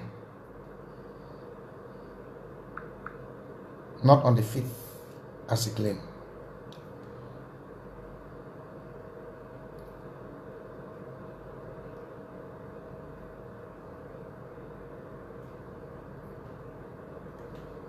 So he deliberately delayed his movement to the venue because he was aware of the outcome. He was aware of the outcome. Professor Carlson Anyangwe was 100% aware of that dialogue, and he was giving advice on how to be done, and he facilitated the meeting of UN personnel alongside with Milan. Oh my God. This phone that I'm doing, somebody is requesting for the screenshot. That's what I'm looking for. This phone that I'm doing this broadcast with is where I had the screenshot, and I don't know if somebody can just guide me how to go in the phone in the course of while I'm still on this broadcast to get it. If because I know I send it here, but if I do not see it here, I will get to this phone, this one I'm using. I'll get to it. I'll get to it and get that screenshot.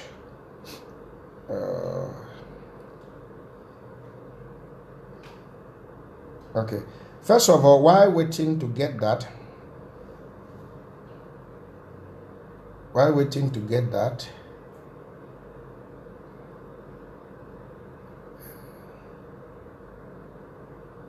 okay. While waiting to get that, this is my conversation with that person, a very big person of La Republique, and this is my conversation with the person. This is my conversation with the person. I don't know if somebody can see it, but I have decided that I will come back sometime this week just to present all screenshot, hard copy documents, everything I gathered. I decided that I will come this week to present those. That will be a special episode for that. That the person was saying what actually happened in Nera. And I'm looking for that one of the airport. Oh my God. Can somebody send me inbox to guide me how I can use this same phone I'm using this broadcast with and go to my WhatsApp to to copy that document from the WhatsApp and share with you people now that screenshot that somebody is requesting. Can somebody just inbox me and guide me? I can assure you that I never knew how to do live broadcast, and somebody had to guide me, and so somebody had to guide me. I know nothing about computer. A lot of people feel I do. I don't. Oh God, shit.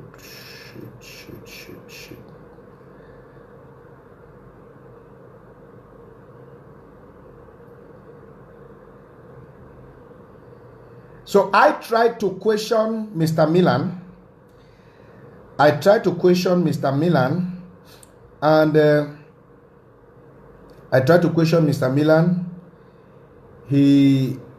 He backed at me. This is my conversation with him, because I told him I want to interrogate him on certain things. This is, I don't know if somebody can read it. His own is on white. My own is on blue or green. Tried to question him, but he backed at me and later blocked me. So, because I wrote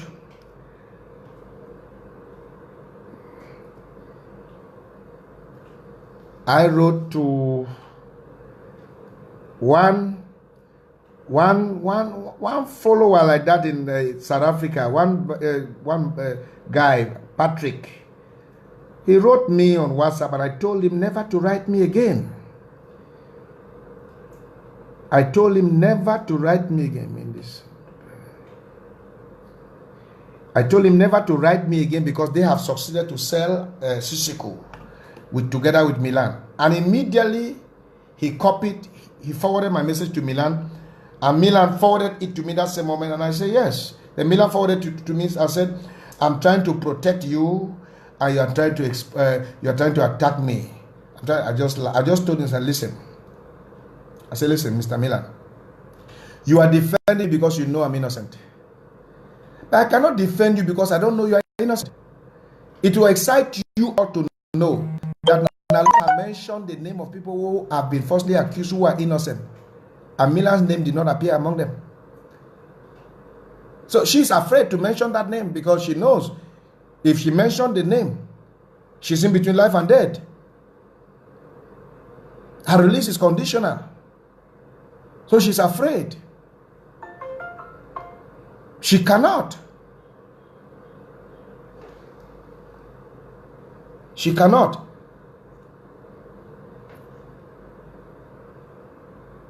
You see? So she's afraid. I will get it before I end. So, Mr. Milan knows where our president is. Now, where is our president? Where is our president? I'm sure that's the next thing you want to hear. Where is our president? Where is our president? So this person is the top Nigerian official.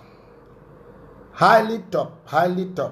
He's a man of God, a friend, a brother. We have preached together on several occasions.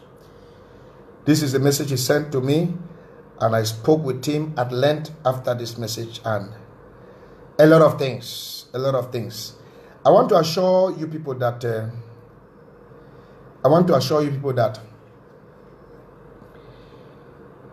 there are deeper truth I'm going to come out with in my next episode, that I want our people to adjust and learn to tell our people the truth. Because I have been told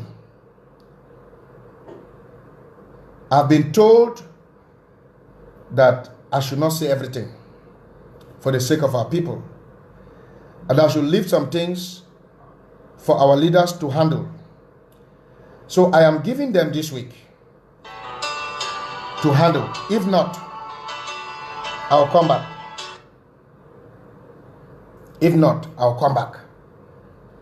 Now, you want to know where Sissikou Ayoktabe is, right?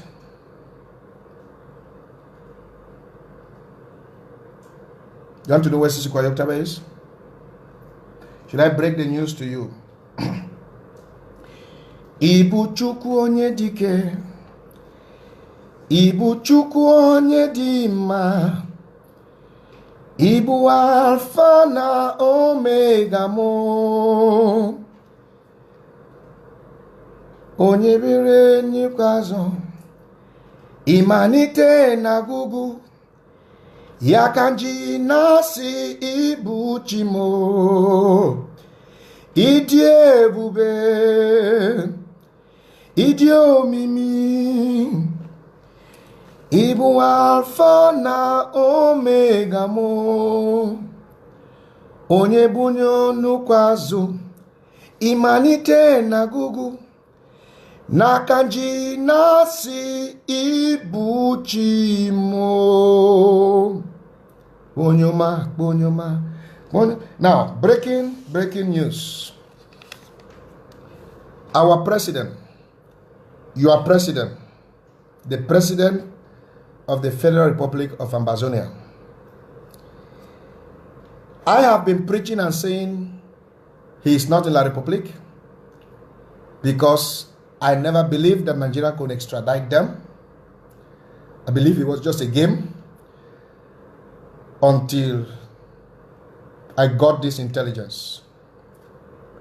Our president, the president of Federal Republic of Ambazonia, His Excellency Sissikou Dr. Julius Ayok-Tabe. He's not in Nigeria. He's not in La Republic. He is in Republic of Chad, in Jamina. He is in Republic of Chad in Jamina. Is kept by the president of Chad. He is in the Republic of Chad. He's not in prison, but he is in a custody where he's being observed. He doesn't have communication. They give him what he wants. They take care of his health, feed him, but they are forcing them. They are forcing them to accept what you and I will never accept. Remember, I told you I don't want to go more into that. The IG will tell you, but if they don't talk, I will come back. They are forcing them. And right now, they will soon be released as soon as, because he has sent people, say, please go and talk to this person. Go and talk to this person. Go and talk to this person. If they agree, then that's fine. So,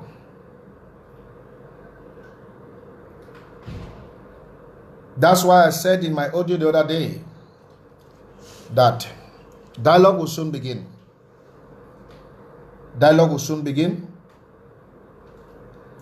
And that's why most of our frontline leaders who are weak, very weak-hearted people, who are weak, baby-hearted, weak, have been contacted, and they feel it's a prestige. They feel na palmarès for them. That's why they walk as if they are the senior brother of the Holy Spirit. Listen, don't prove to La Republic that you are desperate for negotiation or dialogue. Don't prove to La Republic that you are desperate for negotiation or dialogue. Hit the ground. Let the ground hot. Let La Republic rush and beg you. Don't be begging for dialogue. Are we begging for dialogue? Don't beg for dialogue. Sissikou was so desperate. He was so desperate for dialogue. You could see, psychologically, you could see that his greatest achievement he wanted was to sit and dialogue with. That's how they trapped him through that. And when I see the way our people are moving now, the IG, they will fall in that same trap. They will fall in that same trap. They are too desperate. Whether the number family top minister, I don't know. They are too desperate for dialogue, too desperate for negotiation. I want Ambazonians to stand up. I want Ambazonians to stand up and give the name of the people that they believe that will defend what they want. If you do not, you remember this video today. The others that were abducted, they are in La République. Those are the people who are in La République. Those people in Taraba, they are the ones who are in La République. The guys from Taraba, they are the ones in La République.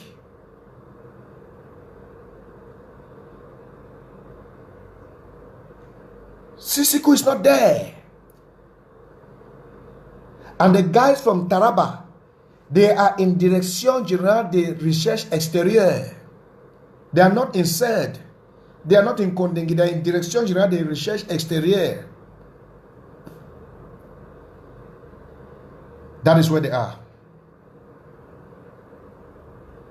So we should not be desperate for dialogue. We should hit the ground. We should create the heat. The heat must be too much. The heat must be too much on the ground. So that La République will run and beg us. Let La République run and beg us for dialogue. We don't have to beg La République for dialogue. They must beg us.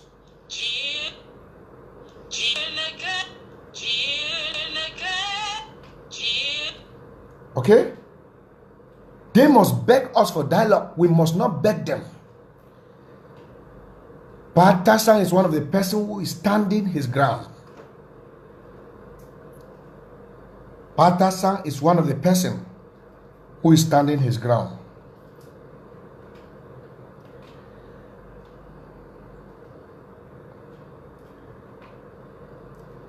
I want to receive questions. I want to receive questions. While we are receiving questions, I'm looking for screenshots. I want to receive questions. Please don't insult, just ask questions so that I can answer them. I want to receive questions and answers.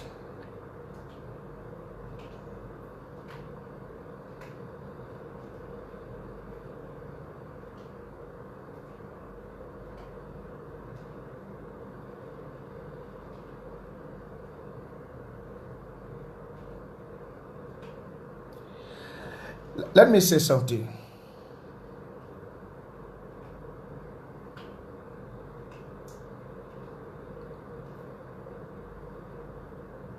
Now, all of them, that group that was taken with Sissikou, they are all in Chad. They are all in Chad. That group, Patas and they are all in Chad. Yes.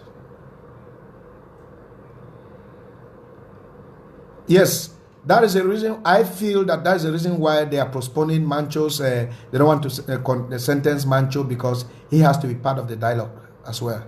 So they are, as at now, they are trying to pressure Mancho because he is also a very big figure in this issue.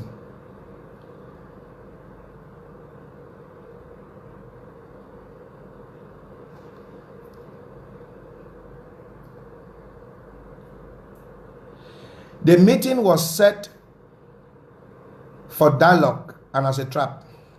Somebody just asked, was this meeting set as a trap or were they dialoguing? They actually dialogued. They dialogued very well. They dialogued very well, but the other party had planned that if they do not agree on what they will sign, they will take them away, and they took them away. So I need questions. No, I don't have copy of Milan's itinerary. The flight attendant, the person who at that airport, only showed me and said his work will be his job, because when they print it, if you print it out, the person who printed it Because when they enter into the system, the person who printed it has his ID mentioned on it, so it will be noticed. So they don't want to lose their job, so they cannot do that. It's just like bank, just because of the. Let me tell you how I presented it. I'll look for the screenshot and send to you. What's this? Then I told the person, Milan is my uncle, that he actually flew from South Africa. He had a plan to come to Nigeria from South Africa, but we don't know if he has come yet. It's like he has been kidnapped and is missing. And the police are doing investigation to know if he actually entered Nigeria. If he entered Nigeria, then they will know how to find where he is. So I did not come the way she expected me to come, as if we were investigating Milan. So, and I gave something. You know, in Nigeria, everything is possible. You see, that is one of the things I expected the Commission of Inquiry, which I don't believe there was any serious commission. That's one of the things I expected the Commission of Inquiry to do. You cannot do investigation without investing money. You don't do that. In Nigeria, with money, you can have any information you want, credible information. The same with La Republic. There are a lot of us who were in Nigeria, and from Nigeria did some serious documents back in La Republic, yet we are wanted by La Republic. That's to tell you what money can do in Nigeria and La Republic. No need to mention them, you know what I'm talking about. So I'm waiting for more questions. Thank you.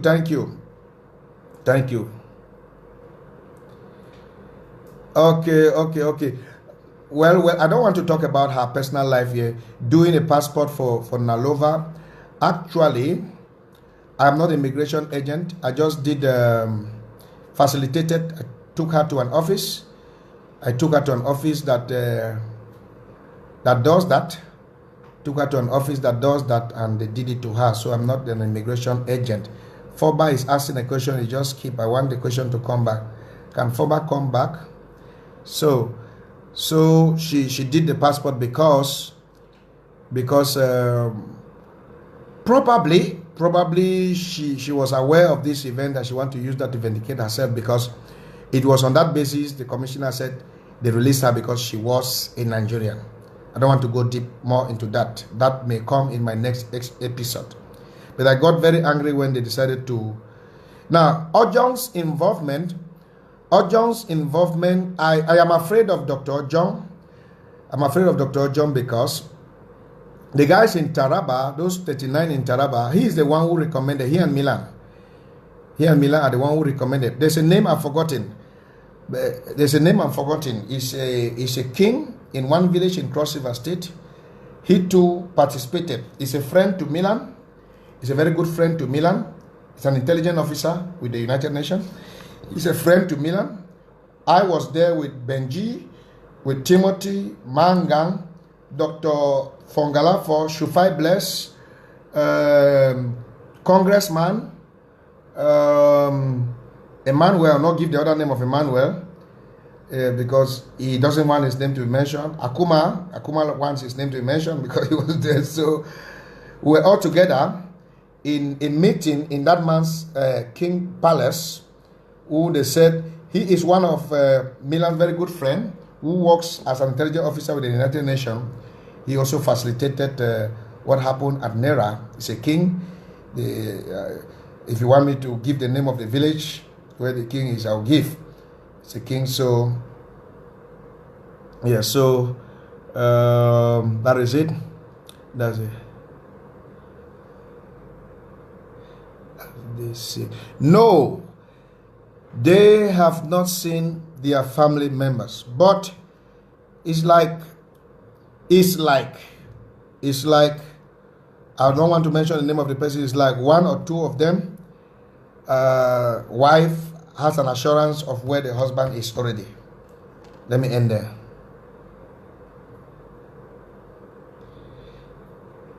Yeah, success. Do you know we have your file? What file? Anybody can have anybody's file. I have your file too. What file?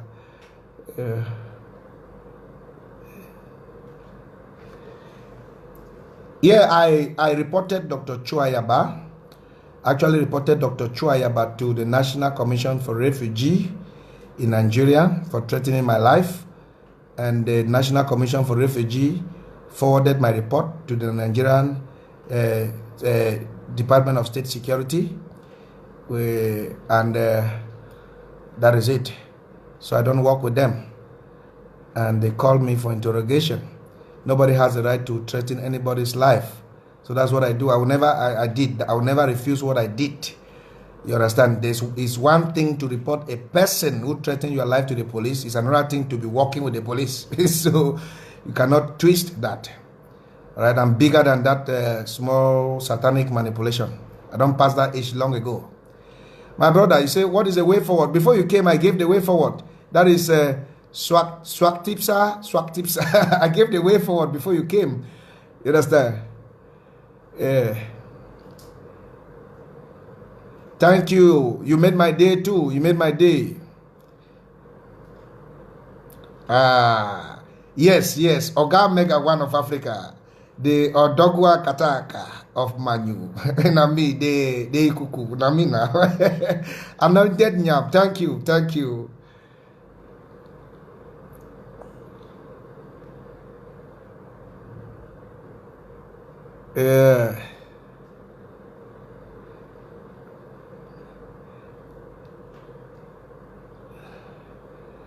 Yeah, I think I've said that Professor Anyangwe participated in, he and Milan participated to, Professor Anyangwe encouraged Sissikou to go for the negotiation, but he himself did not go.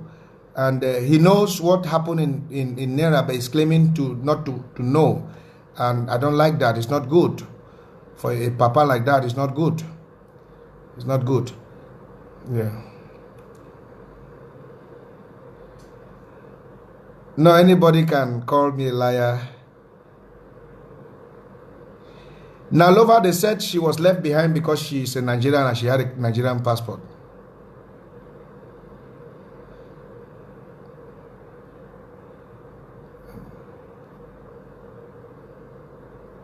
No, I am not sure Sako is aware of this. I'm not sure Dr. Sako is aware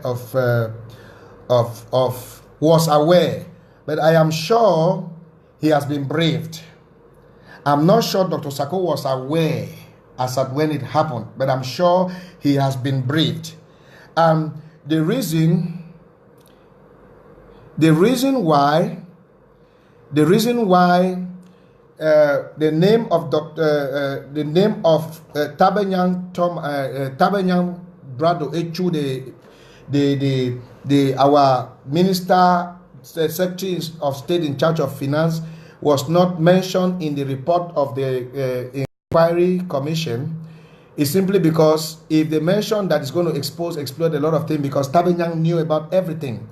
Tabanyang Brado was the person who informed me on the 6th of January that our leaders were picked. On the 6th of January, the driver, our driver who used to drive me, because me and Barrister Irambe, we lived in the same house for 7 months. So we had a common driver who used to drive us. So, but when I left, when Barrister Irambe left to get his own house, left from my house to get his own house, I told the driver to go with him. I looked for a different driver. Now, on the 6th of January, that driver called me by 10 a.m. in the morning and said that Barrister Yambe's wife from Kumba have been calling the husband, but the husband does not pick the call, and that I should do I know where Barrister Yambe is? I said no. I said, you give me the number. He gave me the number. It's the same number I had. I dialed. It was ringing. It was not picking. So since me and Barrister Yambe lived in the same house, and whenever we're in the house together, if Barrister Yambe leaves the house, he will go back to Nalowa's place or to Dr. Cornelius or to Dr. Kimeng or to all those places. So I called those people to find out if they are together. Their phones were ringing and they were not picking. And don't forget, in November, Dr. Cornelius Kwanga sent me a WhatsApp message that my name is on the list of 10 people that Rene Sadi wants Nigerian government to deport to Cameroon.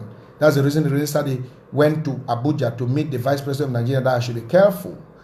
So from that time, I was very careful. So when I was calling these guys, their phones were ringing and they were not picking. I was panicking.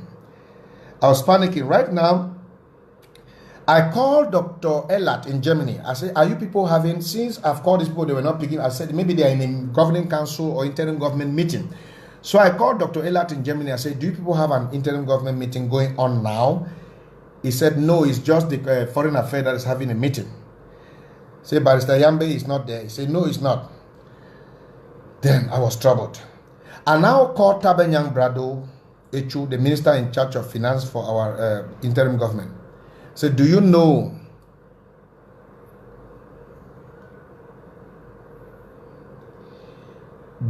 that are you people having a meeting with our people now? Then he asked, why did I ask?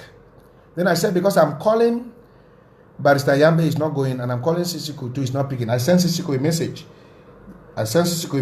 He did not pick. This is the message I sent to Sissikou. He did not pick. That's it. I sent to Sissikou. On the 6th of January 2018 at 2:44 p.m. That's a message you can read. That's a message. So I said, good afternoon, Mr. President. Please, do you know the whereabouts of Barrister Yambe? His wife is in tears as his number rings, but he does not pick. His door is locked with padlock. Please advise. Sissikou did not advise.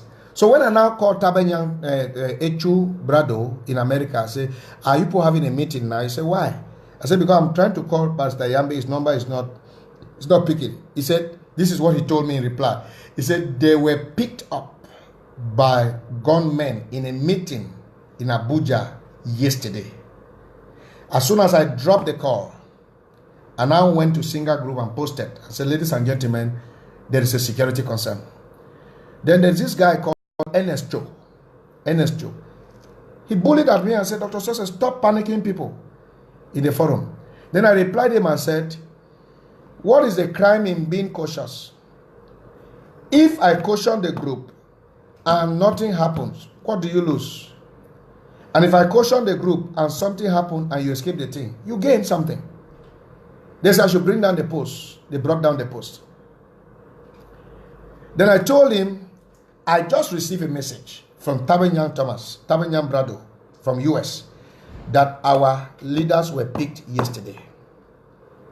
Can you go to Dr. Kimben's house? Because I don't know any of their houses. All of them, Dr. Kimben, Nalova, Barrister Yambe, Bangalanfo, all of them, Dr. Awasum, all of them know my house. But I don't know their houses.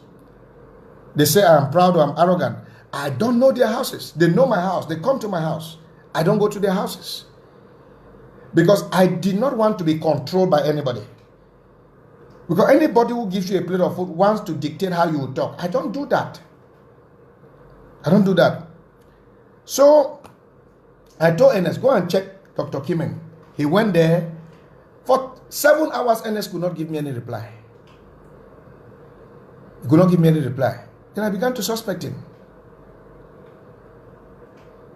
Okay? I began to suspect him. Ernest Cho is the one who took Milan out of Nera Hotel on the 6th of January early morning and checked him into a safer hotel. The question is, what gave Milan the boldness to have come to a meeting where he was invited and he did not see the host, and the host booked a hotel for him? He slept without calling them. Woke up, slept full sleep without calling them. And yet in the morning, he did not alert the public of Ambazonians and claimed that he got the information through me. Okay, let's assume he got the information through me. What was in his mind that the leaders were? I invite you, you came, you did not see me, I booked for a hotel for you, you came and slept in the hotel. In the morning, you did nothing. In the afternoon, you did nothing. It's in the evening that I posted in the Singer Group, and you claim that it's from there you know. That is crookery now. That's crookery. You don't do that.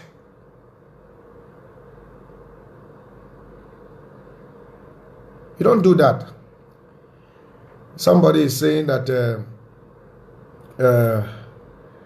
AGC is sponsoring me. That can never happen. Do I look like somebody who can be bought over? Listen, I cannot be bought over. Okay? Sometimes I don't want to talk. I can't be bought over. That's the truth. By any human being. I can't be bought over. Anybody who knows me knows that even an angel cannot bribe me. So, and I don't have a good relationship with the AGC. Talk less of them using me to speak for them. It can never happen. It can never happen. So I'm waiting for more questions.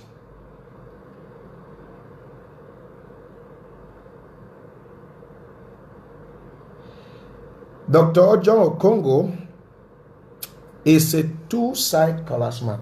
You know why I say it's a two-side collars? When we were saying that all the parliamentarians, we should attack all the parliamentarians should resign. His own younger sister, Dr. John Okongo's own younger sister, who is the parliamentarian for Umojo subdivision, was in his house in Calabar.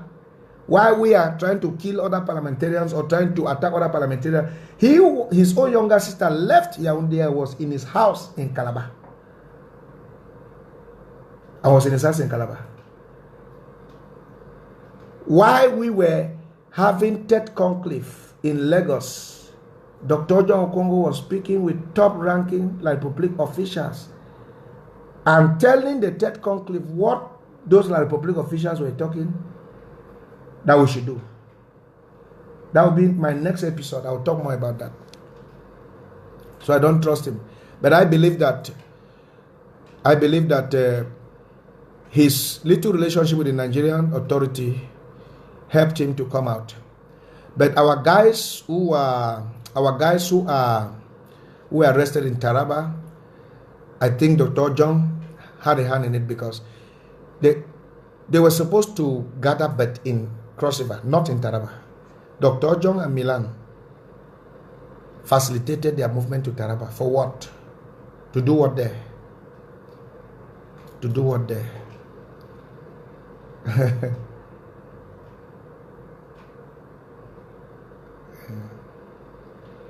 So I need more questions.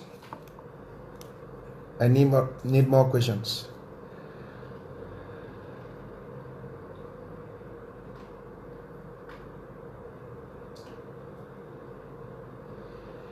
No, anybody is free to call me any name or say whatsoever, but God knows the truth. God knows the truth. So anybody is free to call me any name or whatsoever. God knows the truth, and that is what is important. So if there are no more questions,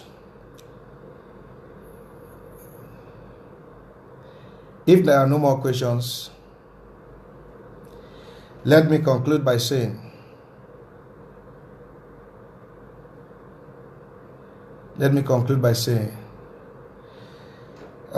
my phone number is,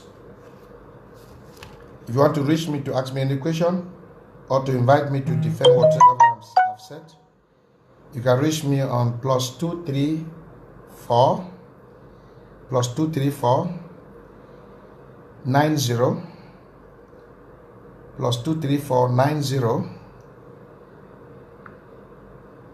56 55 4157 4157. So I want to make a request. I want to request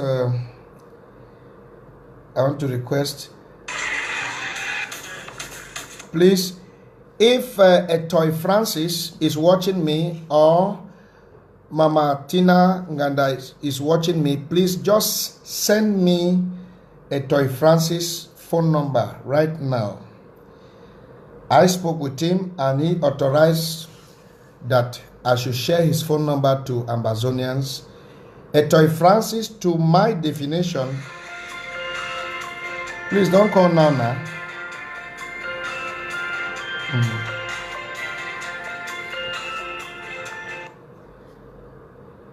I'll call you later when I'm done, please. I'll call you when I'm done. Please, Mama Tina Nganda, send me a Toy Francis number on my... Don't send it on WhatsApp. Send it on Facebook Messenger now. Because he authorized me to share his number so that Ambazonians can help him. Toy Francis, to my opinion and my definition, is the lion of the tribe of Indian. He's the one whom God has been using to... Is the one whom God has been using to keep the struggle alive. Please, people should not call me when I'm live. Is the one who God has been using to keep the struggle alive. And in Indian division, and is very sick right now. Is very, very sick right now in Cotonou. He authorized me to share his number. He's very sick right now in Cotonou. Please, he wants you people to just contact him and help him whatsoever you can. He's extremely sick. He's extremely sick, and he said to me that the interim government is aware of it, but they have not done anything about it. So please, Mommy Tina, just send me his number now, because this phone I'm using for screenshot, I cannot use it to get his number. Please, Toy Francis needs your help.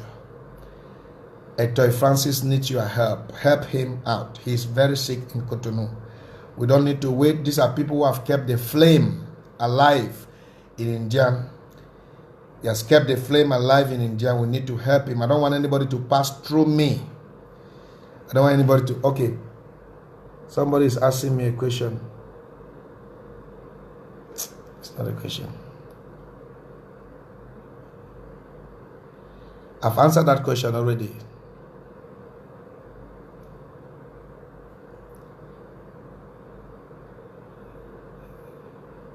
Okay, why the delay? Fombat asked me a question. Why the delay? Why now? I was doing my findings, just like the Commission of Inquiry 2 was doing their findings for 3 months. I was doing my findings.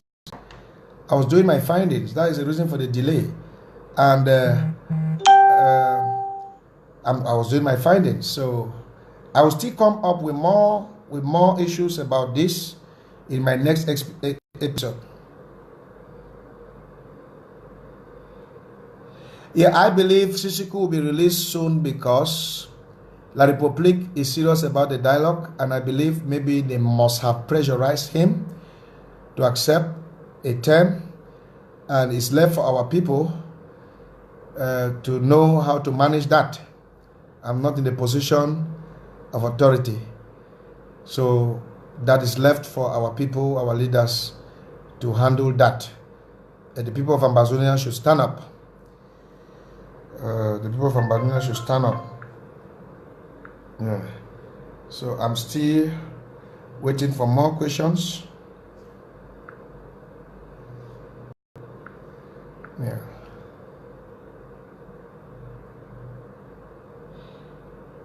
Yeah, talking about, was Mangang aware of all this? You see, Milan, Mangang, and Nalova are people you cannot separate. Milan, Manga, and Nalova are people you cannot separate. Listen, some people are asking me to share screenshot with them. I don't want to share any screenshot.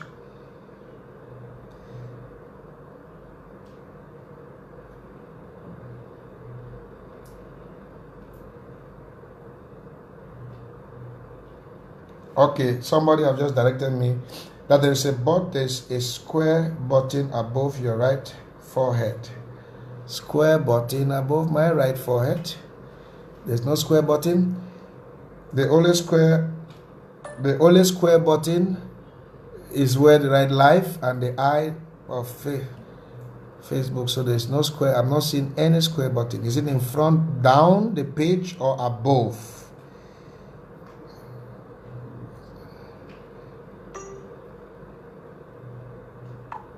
So that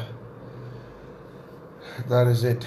So somebody is asking the question, was anything that concerns Milan, Nalova, Mangang is always aware. That's why they defend one another. They defend one another. Yeah. What I have told you tonight is just nothing compared to what you will hear in the next episode. And the next episode will be full of documents. I consider this just as an introduction.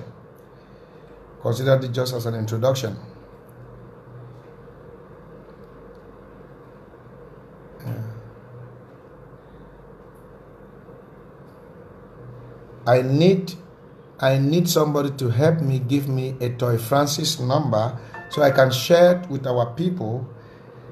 Mommy Tina, please, it's just 1 minute. You send it to I've seen you have said, okay.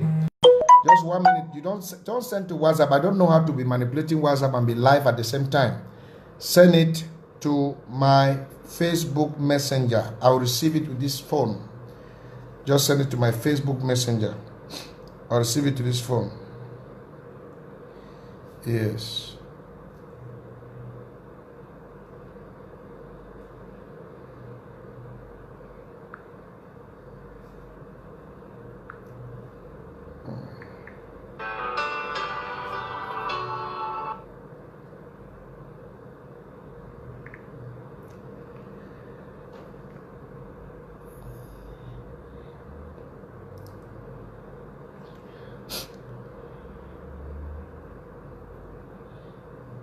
Nobody has the right to threaten anybody's life. So you go and ask him why he threatened me.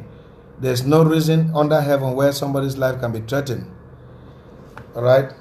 If I owe you, ask your money from me or take me to the police. Don't threaten my life. Nobody has the right to threaten anybody's life.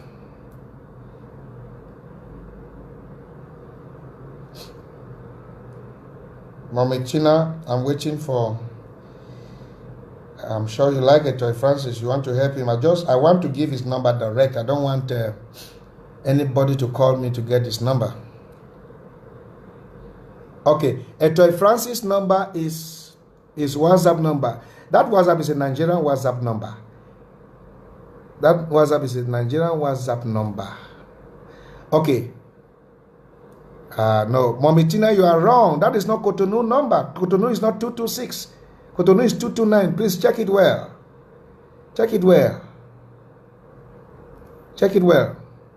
Cotonou is 229.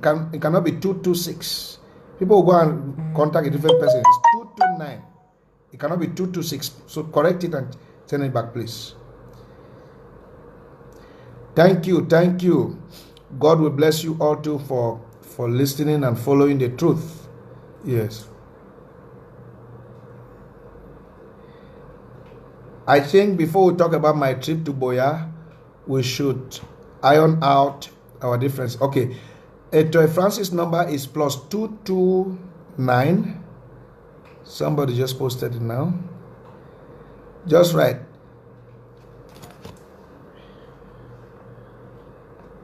+229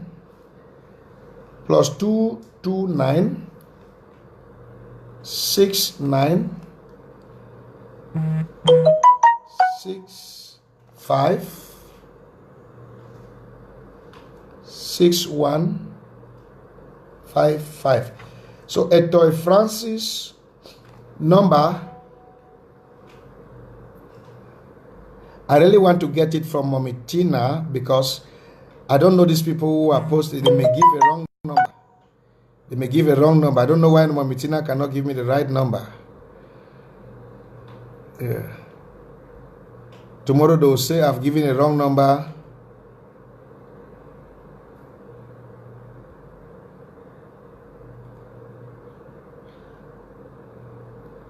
Okay.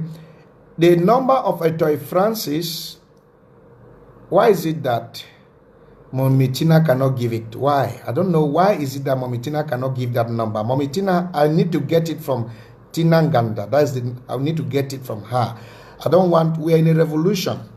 I don't want to get it from somebody I don't know personally, and tomorrow they will say that success deviated people.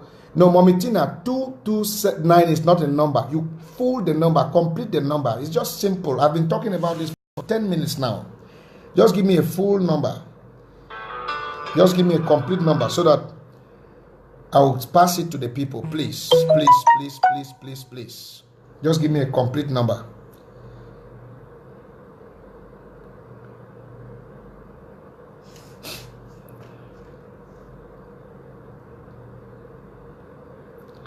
No, somebody says it's a risk. Etoy Francis accepted that his number should be shared for people to help him. He accepted. I talked that with him. He accepted.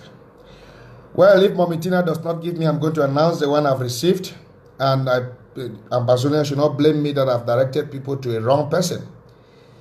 I'm going to share the one I've received because you can bear me witness. I need to let you go. Etoy Francis' number is +229.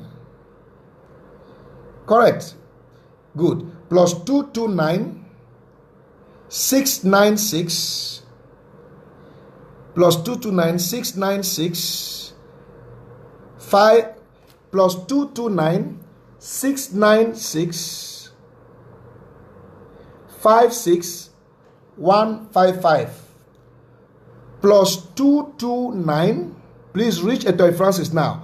+229 696 56155 +229 696 56155. I repeat the last time.